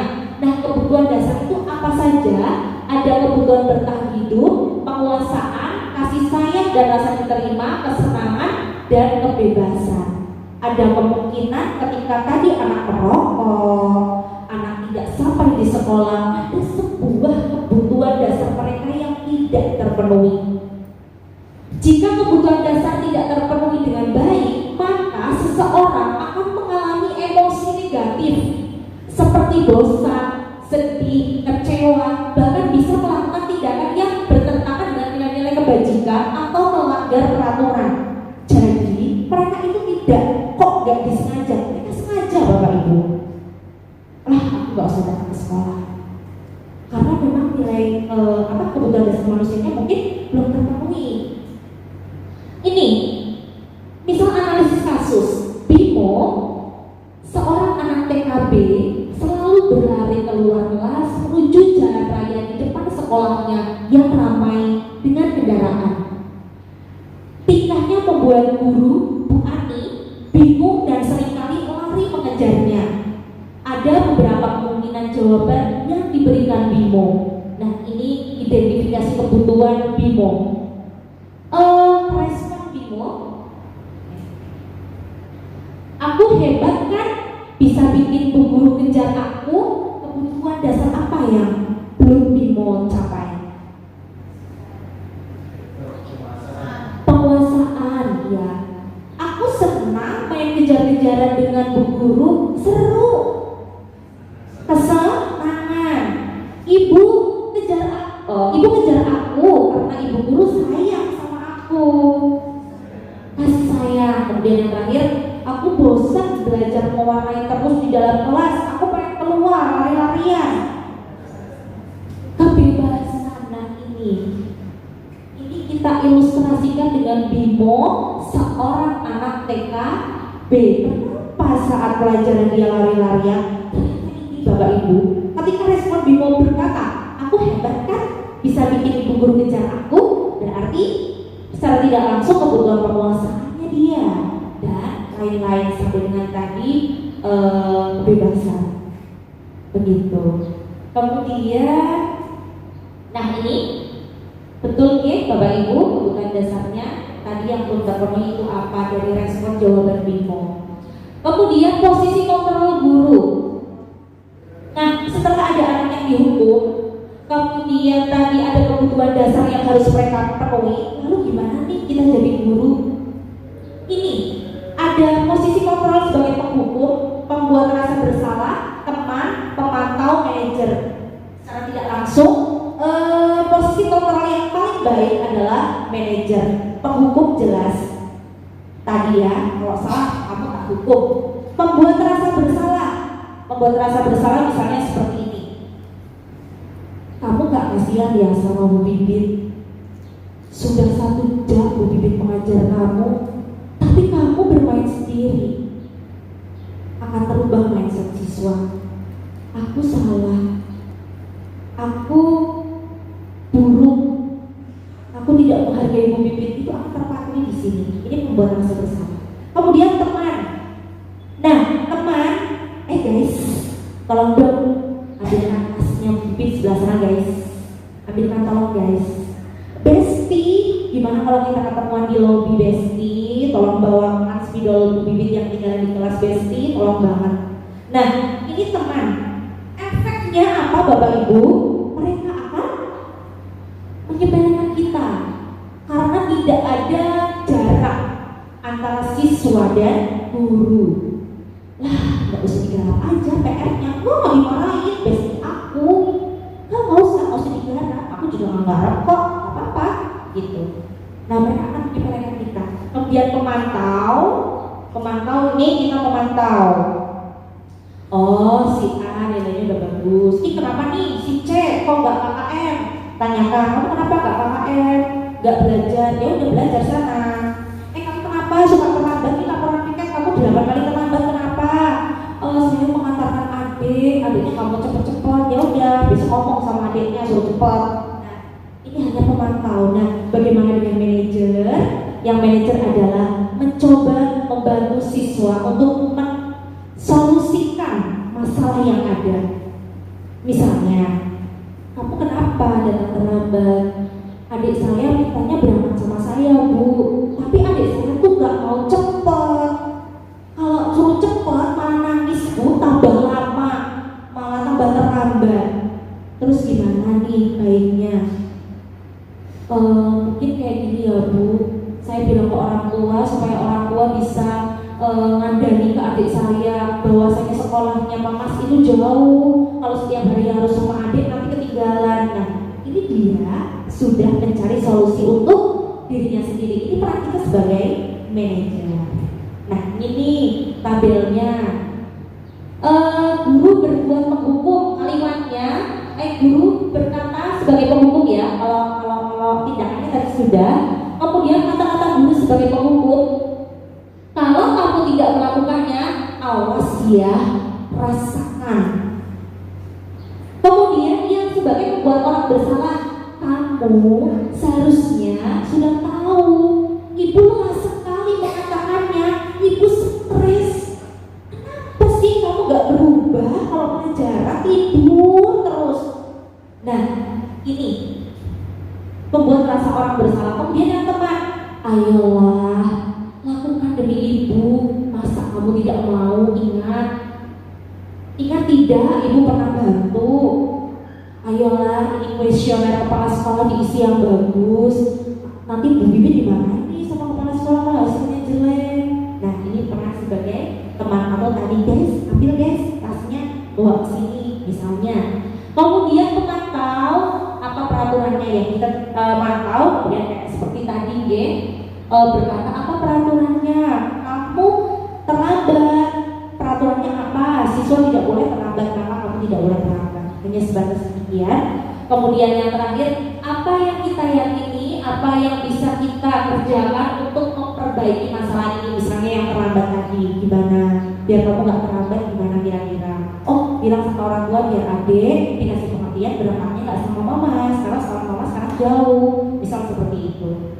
Berarti apa sih yang sudah kamu langgar dengan kamu terlambat terus tiap hari adalah nilai kebajikan, disiplin. Misalnya dia bisa menggali sendiri apa sih salahku dan aku harus gimana. Nah, ini peran kita sebagai manajer. Bapak Ibu sudah ada di peran mana? Penghukum kah? Pembuat rasa bersalah kah? Teman, pemantau, manajer? Sudah ada di posisi berapa atau berada di posisi berapa saja? Karena bisa 1, 2, 3 semuanya kecuali manajer ya.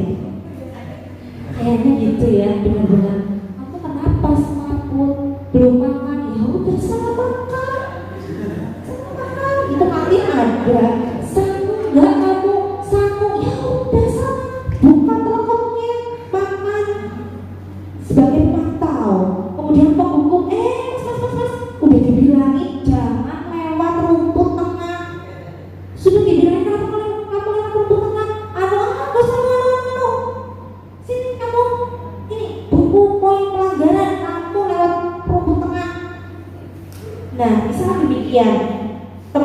begitu. Guys, gimana kalau Bu Bibi dulu nih yang ambil baksonya? Saya mau masuk, kamu nanti aja. Aku siswa terlambat, kamu nggak apa-apa guys. Bu Bibi dulu ya. Ini selang lama lah ini antrian nomor 63. Bu Bibi dulu ya. Nah, ini sebagai teman. Begitu, berarti kita ada di posisi empat-empatnya kecuali manajer. Sama Bapak Ibu. Saya juga demikian. Masih berada pada 4 posisi kontrol kecuali manajer. Nanti Bapak Ibu bisa mengubah ya gaya yang seharusnya adalah manajer. Kemudian saat ini ada di posisi kontrol mana? Ya, kemudian posisi kontrol guru. Saya kecewa sekali dengan kamu. Ini ada di posisi kontrol berapa? Merasa bersalah. Kamu tidak pernah benar melakukannya. Penghukum, ayolah lakukan demi ibu. Teman, apakah kamu mau mendapatkan stiker bintang hari ini? Apa? Penghukum atau pemantau? Pemantau. Bagaimana kamu bisa menyelesaikan masalah ini? Manajer, kamu selalu yang paling terakhir. Penghukum, ya, begini ya Bapak Ibu. Dan posisi kita seharusnya adalah di manajer. Begitu. Kemudian yang terakhir adalah segitiga restitusi sebelum kita masuk ke keyakinan kelas. Apa sih segitiga restitusi? Mungkin Bapak Ibu pernah mendengar karena Bapak Ibu ada di Mapel BK segitiga restitusi untuk penanganan anak berkebutuhan khusus. Kalau nakal ini anak berkebutuhan khusus ya Bapak Ibu. Kemudian suka terlambat, suka merokok, berkebutuhan khusus. Bung Sewu tidak cuma cacat secara fisik berkebutuhan khusus. Segitiga restitusi, ada yang sudah pernah dengar? Belum. Sama saya juga baru kemarin, saya cuma lebih dulu aja kok Bapak Ibu. Jadi saya baca-baca di sini membuat slide PowerPoint ya karena untuk membantu saya biar nggak lupa apa sih segitiga restitusi. Proses menciptakan kondisi bagi murid untuk memperbaiki kesalahan mereka sehingga mereka bisa kembali pada kelompok yang mereka inginkan dengan karakter yang lebih kuat. Jadi biasanya anak yang sudah masuk ke BK itu keluar canakal, mau aku kelompokan karo wae canakal, tukang terlambat, mau males bu, saya nggak mau lah kelompokan sama aktor, mau itu lompokan di BK bu, nakal. Nah, bagaimana kita mengembalikan anak-anak yang sudah baik karakternya ke kelompok mereka kembali untuk tidak dikucilkan oleh teman-teman mereka? Melalui restitusi, guru dapat membantu murid menjadi lebih memiliki tujuan, disiplin positif, serta memulihkan dirinya setelah berbuat salah. Jadi meninggikan lagi setelah berbuat salah, karena salah itu manusiawi ya. Membantu murid untuk jujur pada diri sendiri dan mengevaluasi dampak dari kesalahan yang dilakukan. Mas, kenapa kamu main game saat pembelajaran? Bu, saya bosan dengan pembelajaran ibu yang gitu-gitu aja. Terus kenapa kamu bermain game? Ya untuk meningkatkan mood saya bu, biar gak ngantuk. Oh, betul mas. Mungkin game itu untuk meningkatkan mood kamu. Tapi apa mas? Kesalahannya dilakukan dengan kamu teriak-teriak, asem lah ya, aduh, iya. Nah, itu sudah mengganggu siapa? Mengganggu temanmu yang gak bosan mas, mengganggu bibit yang sedang mengajar, betul tidak? Oh iya betul bu, walaupun alasan kamu adalah untuk meningkatkan mood, misalnya demikian. Kemudian memberikan penawaran bukan paksaan. Lalu bagaimana? Kamu sudah tahu kan kalau ternyata peningkatan moodmu itu bermain game itu sudah mengganggu teman-teman. Ya sudah bu, saya bermain gamenya besok di luar pembelajaran saja. Misal demikian. Jadi kita melakukan kalimat-kalimat pemantik untuk apa? Untuk memberikan penawaran, kira-kira dia bisa mengubah dirinya enggak? Iya, bukan kita memberikan paksaan. Simpan HP-mu, Bu Bibit nggak mau tahu bosan atau tidak. Kamu tetap harus melakukan kamu harus menaati pembelajaran yang Bu Bibit sampaikan atau melakukan apa yang Bu Bibit suruh misalnya. Demikian Bapak Ibu. Jadi bagaimana kita berada pada posisi manajer juga dalam institusi ini. Jadi nanti sampai dengan siswa itu bisa menggali bagaimana saya salahnya dan kemudian nanti bagaimana baiknya. Kemudian nah ini segitiga restitusi, karena bentuknya segitiga jadi kita sebut segitiga restitusi. Yang pertama adalah menstabilkan identitas. Yang bawah Bapak Ibu ini menstabilkan identitas. Setiap orang pasti pernah melakukan kesalahan. Kamu bukan satu-satunya yang pernah melakukan ini, Mas. Setiap orang pasti pernah melakukan kesalahan. Kamu bukan satu-satunya yang pernah melakukan ini kok. Bu Bibit juga dulu pernah kayak gitu, cuma bedanya Bu Bibit gak bermain game. Pada saat Bu Bibit sekolah dulu kan game belum tenar begitu ya. Mungkin Bu Bibit makan jajan, kamu letak-letuk, bosan sih, ngantuk. Nah, ini untuk menstabilkan identitas. Gunanya untuk apa? Untuk membombong diri supaya apa? Yang salah itu tidak lalu menyalahkan dirinya sendiri. Oh iya, Bu Bibit juga pernah ternyata nggak cuma aku nih yang kayak gini. Kemudian yang kedua adalah validasi kebutuhan. Kamu tentu punya alasan mengapa melakukan itu tadi ya, untuk meningkatkan mood misalnya, atau tadi yang terlambat untuk mengantar adiknya, ternyata jadi adiknya nggak buru-buru jadi terlambat. Adakah cara yang lebih efektif untuk mendapatkan apa yang kamu butuhkan? Apa yang kamu butuhkan biar kamu nggak terlambat? Nah tadi bilang sama orang tua, apa yang kamu butuhkan supaya kamu tuh nggak bosan sama pembelajaran Bu Bibit. Jadi Bapak Ibu guru juga harus merefleksikan diri. Oh, ternyata dia bosan dengan pembelajaran. Berarti saya harus merubah gaya belajar atau gaya mengajar. Gaya mengajar saya bosan ternyata kalau cuma baca buku paket, belakangnya ada soal-soal pilihan ganda 1 sampai 20 terus seperti itu. Ternyata mereka bosan. Jadi kita harus membuat game mengajar game atau ice breaking. Misalnya demikian Bapak Ibu. Kemudian yang ketiga, pertanyakan keyakinan.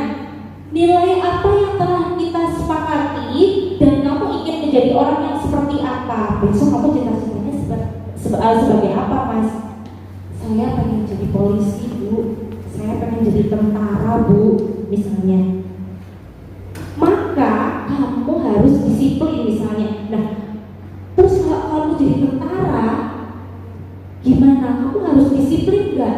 Iya Bu, karena makan aja dihitungin menitnya, katanya begitu. Saya sih belum pernah lihat secara langsung ya, apakah pendidikan polisi itu makan dimenitin 7 menit harus selesai. Kalau nggak selesai berarti kamu makannya cuma separuh. Begitu. Apa sih keyakinan yang sudah kamu langgar? Saya melanggar disiplin Bu. Lalu besok bagaimana? Saya meminta maaf dan saya tidak akan mengulangi. Saya akan berkata pada orang tua supaya adik berangkat sama orang tua. Misalnya demikian dari kasus-kasus yang pernah kita sampaikan. Nah ini adalah segitiga restitusi Bapak Ibu. Jadi menstabilkan identitas tadi, membombong dulu. Gak cuma kamu kok nak yang pernah salah.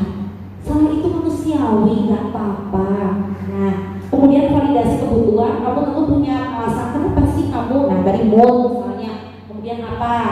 Kalau yang tadi berarti nanti pembelajarannya lebih kreatif lagi ya Bu, biar gak ngantuk. Nah ini menjadi refleksi guru juga. Begitu ya Bapak Ibu. Kemudian tapi bisa nggak nih Bapak Ibu kalau misalnya diterapkan segitiga restitusi ini di sekolah? Bisa nggak misalnya ada anak yang tadi tuh berangkat dari sekolah, berangkat dari rumah tapi nggak sampai sekolah. Ada karena mayoritas laki-laki ada yang merokok, melompat pagar, ngambil helm, rambut jarak, ngambil helm, iya, dijual misalnya. Bisa nggak nih nanti Bapak Ibu mencoba untuk menerapkan segitiga restitusi, sehingga nanti juga perlu edukasi teman-temannya bahwa semua orang pernah melakukan kesalahan, asalkan dia sudah bisa memperbaiki diri, meminta maaf, kemudian apa sih yang akan dia lakukan sebagai rencana tindak lanjut, maka kita harus menerimanya begitu supaya tidak dikucilkan, bisa kembali ke kelompoknya dengan nyaman begitu ya. Kemudian tahapan restitusi. Nah ini tadi ya yang menstabilkan identitas. Berbuat salah itu hal yang manusiawi, nak. Tidak apa-apa. Tidak ada manusia yang sempurna, nak. Termasuk Bu Bibit juga pernah melakukan kesalahan. Jadi seolah-olah tuh siswa yang salah tadi gak terus takut, dia akan menutup semua informasi. Kenapa sih kamu berbuat ini? Begitu. Kemudian Bapak Ibu juga pernah berbuat salah. Kita pasti bisa menyelesaikan permasalahan ini. Coba, kenapa kamu Mas? Misalnya, siapa yang salah? Bapak Ibu tidak lebih tertarik untuk Bu Bibi tidak mencari siapa yang salah. Bu, tapi tadi saya main game, anak sebelah saya juga main game, Bu. Bu Bibi tidak mencari siapa yang salah. Misalnya demikian. Kemudian, kalau kamu menyalahkan dirimu sendiri terus menerus, ya, kalau kamu menyalahkan diri sendiri terus menerus, maka kamu nanti tidak akan bangkit, nak. Itu manusiawi, salah itu manusiawi, nak. Misalnya begitu. Kemudian ini menstabilkan identitas ya Bapak Ibu, ketika memanggil secara personal, bahwa segitiga restitusi itu memanggil secara personal bagi Bapak Ibu, jadi tidak langsung disalahkan di depan forum begitu, tidak, tapi memanggil secara personal. Kemudian validasi kebutuhan apa sih yang kamu butuhkan. Kamu bisa saja kan melakukan hal yang lebih buruk, tapi kamu tidak melakukannya kan. Kamu bisa saja mengganggu teman, tapi kamu tidak melakukannya kan. Misalnya begitu. Ini validasi kebutuhan ya. Kemudian menanyakan keyakinan. Keyakinan apa sih yang kamu langgar, dan kelas yang ideal itu seperti apa sih? Kamu ingin jadi anak seperti apa coba? Aku ingin jadi abri, Bu. Nah ini perlu kita jelaskan. Kalau gitu berarti kamu harus disiplin menanyakan keyakinan. Terus nanti kamu mau kayak gimana? Misalnya begitu. Begitu ya, ini adalah segitiga restitusi. Kemudian analisis kasus. Contoh kasus siswa tidak mengerjakan PR. Misalkan ada siswa tidak mengerjakan PR nih. Hukuman, guru menghukum siswa tersebut hormat bendera. Guru marah dan murid menjadi takut endingnya. Hormat bendera, kamu nggak kerjain PR. Sana, Bu, tapi saya sendirian lah. Bodo amat, aku hormat bendera selama pembelajaran dipimpin sampai dengan selesai. Akhirnya apa Bapak Ibu, murid menjadi takut, bahkan nanti endingnya adalah dendam. Kemudian konsekuensi, guru memberikan konsekuensi untuk mengerjakan PR-nya saat istirahat atau dikerjakan sebanyak 3 kali lipat. Karena kamu gak kerjain PR, kamu gak boleh istirahat. Kamu kerjain dulu PR-nya 3 kali lipat dari teman-temanmu. Wong kamu gak mengerjakan PR sih, harusnya kan PR dikerjakan di rumah. Misalnya demikian. Guru tegas dan siswa menghormati peraturan, tapi jangka pendek. Ini juga masih akan menimbulkan dendam. Kemudian bagaimana dengan restitusi pada tahapan yang terakhir yang paling baik? Guru menanyakan keyakinan kelas apa yang sudah dilanggar, rasa tanggung jawab. Kemudian membantu siswa menyelesaikan permasalahannya. Kamu sebenarnya kenapa sih nggak kerjain PR, Bu? Karena mati lampu, Bu. Padahal PR-nya kan bikin PowerPoint. Laptop saya habis baterainya, jadi saya belum mengerjakan, Bu. Oh gitu. Nah walaupun dia bohong, tapi paling tidak kita sudah melakukan restitusi. Makanya dulu sebabnya kenapa sih begitu ya. Jadi di sini endingnya guru terbuka dan siswa menghormati dirinya serta orang lain. Oh iya, aku gak tanggung jawab ya. Padahal teman-teman bisa mengerjakan, aku mengerjakannya kebun semalam sih. Padahal PR kan 1 minggu. Misalnya begitu ya. Kemudian ini berbagi praktik baik ya. Saya sudah mencoba untuk melakukan segitiga restitusi terhadap siswa saya. Ya ini, ya walaupun masih pakai teks sih. Nah, ini adalah Diva dan Pak Guru Piket. Diva ini sudah terlambat lebih dari 5 kali. Ya ini dengan alasan dia itu nobar drama Korea, lupa sampai dini hari, kasihan deh. Jadinya dia kesiangan masuk ke sekolah. Budaya positif yang ada di sekolah kami adalah pukul 06.30 itu sudah berada di kelas dan siap untuk menerima pelajaran. Dia ini terlambat 5 kali. Nah ini dia ditanyakan kenapa terlambat, kemudian diberikan surat izin masuk, ya kemudian tapi ya ternyata ada ketawanya. Ya ini saya dilapori oleh Pak Guru Piket bahwa Diva sudah 5 kali terlambat. Itu Guru Piket teman-teman Pak. Ya kan. Guru Piket. Nah, ini udah 5 kali kayak gimana gitu. Kemudian saya memanggil Diva secara personal.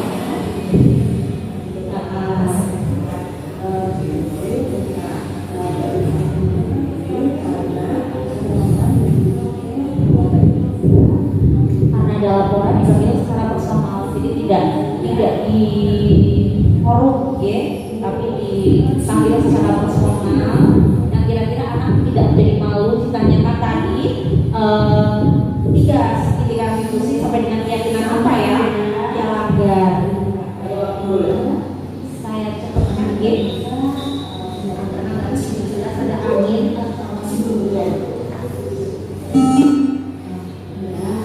Kemudian ini seperti Bapak Ibu, ini berbagi praktik baik, mungkin nanti Bapak Ibu bisa mencobanya. Kemudian keyakinan kelas, nah endingnya keyakinan kelas. Jadi saya juga sudah mencoba untuk membuat keyakinan kelas. Nah ini bagaimana cara membuat keyakinan kelas nanti akan kita bahas bersama. Ini yang saya lakukan di kelas 10C, kelas yang saya waleni, saya wali kelas di kelas 10C. Ini mereka saya berikan kalimat-kalimat pemantik, kelas seperti apa sih yang kalian inginkan, teman-teman seperti apa sih yang kalian inginkan, guru seperti apa sih yang kalian inginkan. Kemudian mereka tulis dalam sticky note, kemudian ditempel, kemudian kita analisis bareng-bareng. Ya, ternyata teman-teman aku pengen kelas yang kayak gini, teman-teman aku pengen teman yang seperti ini, begitu, yang bertanggung jawab dan lain-lain. Kita mundur sedikit ya Bapak Ibu. Nah, apa sih keyakinan kelas? Berisi beberapa aturan yang telah disepakati dan dipedomani bersama antara guru dan murid agar proses kegiatan belajar mengajar dapat berjalan dengan efektif dan kondusif. Ya, jadi nanti disiplin di sini itu dilakukan oleh guru dan murid. Tanggung jawab juga dilakukan oleh guru dan murid. Begitu ya. Keyakinan kelas jadi merupakan kesepakatan. Jadi kalau kesepakatan berarti dua belah pihak yang harus melakukannya, karena kesepakatan juga disepakati oleh dua belah pihak. Kemudian mengapa tidak peraturan saja? Kok keyakinan kelas? Ya, karena kalau peraturan itu satu pihak, kalau keyakinan maka dua belah pihak. Begitu. Kemudian untuk mendukung motivasi intrinsik ya, kalau keyakinan kelas nanti akan mengingatkan kita untuk kita mempunyai motivasi intrinsik, kembali ke nilai-nilai dan keyakinan-keyakinan yang lebih menggerakkan seseorang dibandingkan dengan mengikuti serangkaian peraturan-peraturan. Nah ini contoh keyakinan kelas yang sudah terbentuk. Kesepakatan kelas datang tepat waktu, kemudian mengucapkan salam, menjaga kebersihan sekolah dengan piket, berdoa sebelum dan sesudah kegiatan, aktif dalam pembelajaran, kemudian tertib. Yang ini adalah lagi kesepakatan kami guru dan murid yang saling menyayangi. Kami murid yang semangat belajar, kami murid yang peduli dengan teman-teman. Misalnya ini menjadi kesepakatan. Nah, untuk membuat keyakinan kelas ini tidak perlu banyak-banyak karena nanti lupa. Cukup poin-poinnya saja. Misalnya ada 36 anak yang kita ambil yang mewakili dan kita tuliskan menjadi sebuah keyakinan kelas.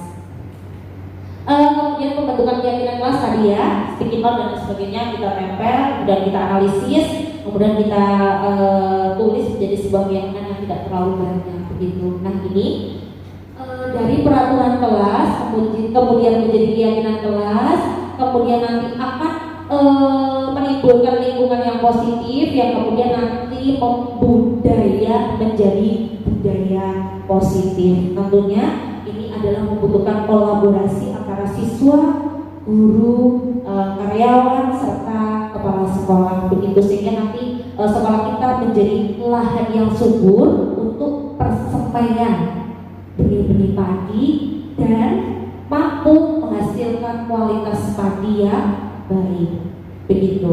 Kemudian terima kasih, semoga bermanfaat. Guru bergerak Indonesia maju, berkembang pesat menjadi guru hebat. Bapak Ibu, kita adalah agen perubahan pendidikan di Indonesia. Jika kita bukan agennya, lalu siapa? Jadi sebelum kita nanti menggerakkan, kita terlebih dahulu untuk bergerak, tergerak, menggerakkan. Begitu ya Pak Bro? Ya, sampai dengan tahap menggerakkan. Begitu.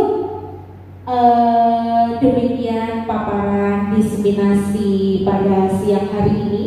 Mudah-mudahan nanti hasil diseminasi ini membawa budaya positif yang sudah ada di SMK Negeri 2 Kebumen ini untuk menjadi lebih baik lagi, dan Bapak Ibu bisa menerapkannya langsung karena Bapak Ibu ada di posisi guru bimbingan konseling, langsung bisa mengimplementasikan Studi Karistus ini untuk menghadapi setiap permasalahan yang ada. Begitu ya. Barangkali ada yang perlu didiskusikan, monggo Bapak Ibu. Bapak Ibu, ada yang mau bertanya terkait dengan materi yang sudah disampaikan tadi? Kalau saya bisa mengambil sebuah ada titik tekan, kalau ini teman-teman dari BK, tentu saja di BK ini ada hal yang bisa diaplikasikan secara langsung untuk mengontrol siswa lebih mudah lagi, yaitu dengan tadi pertama adalah membuat sebuah keyakinan kelas. Karena Bapak Ibu guru BK diberi waktu, alokasi waktu 1 jam ya. Nah disitulah nantinya bisa menjadi acuan Bapak Ibu untuk menerapkan kedisiplinan tersebut. Setelah itu ketika ada permasalahan yang muncul, bisa melakukan mungkin segitiga restitusi. Kalau dari segi keilmuan BK mungkin bisa sharing ya, misalkan ada yang mau sharing terkait dengan bagaimana menangani permasalahan. Mungkin Bapak Ibu ada yang mau bertanya atau berbagi pengalaman terkait permasalahan yang ada.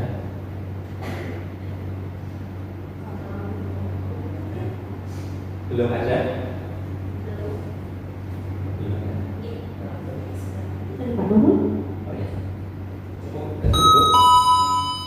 Terima kasih Bapak Ibu, kita plus untuk kita semua.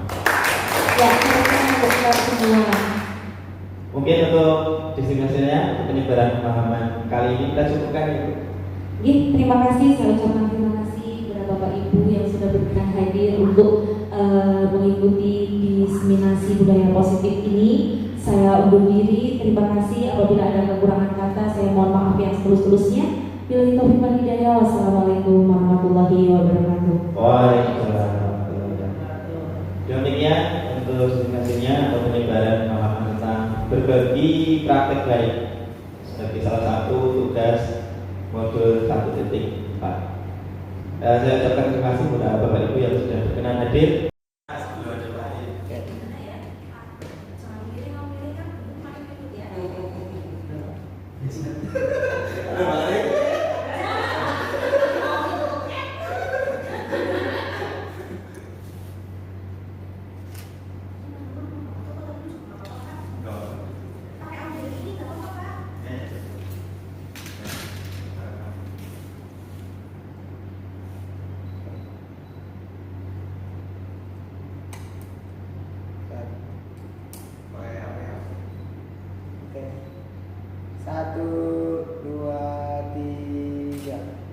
Lagi 1, 2, 3.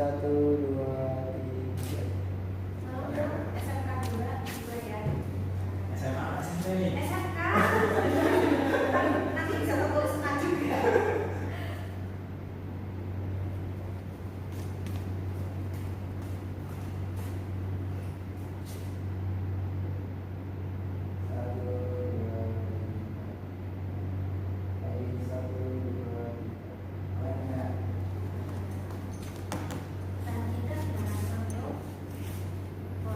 Masih dua ya? Masih dua atau Mas? Oke. Tahan 1, 2, 3. Lagi 1, 2, 3. Pak, ayo Pak. Terima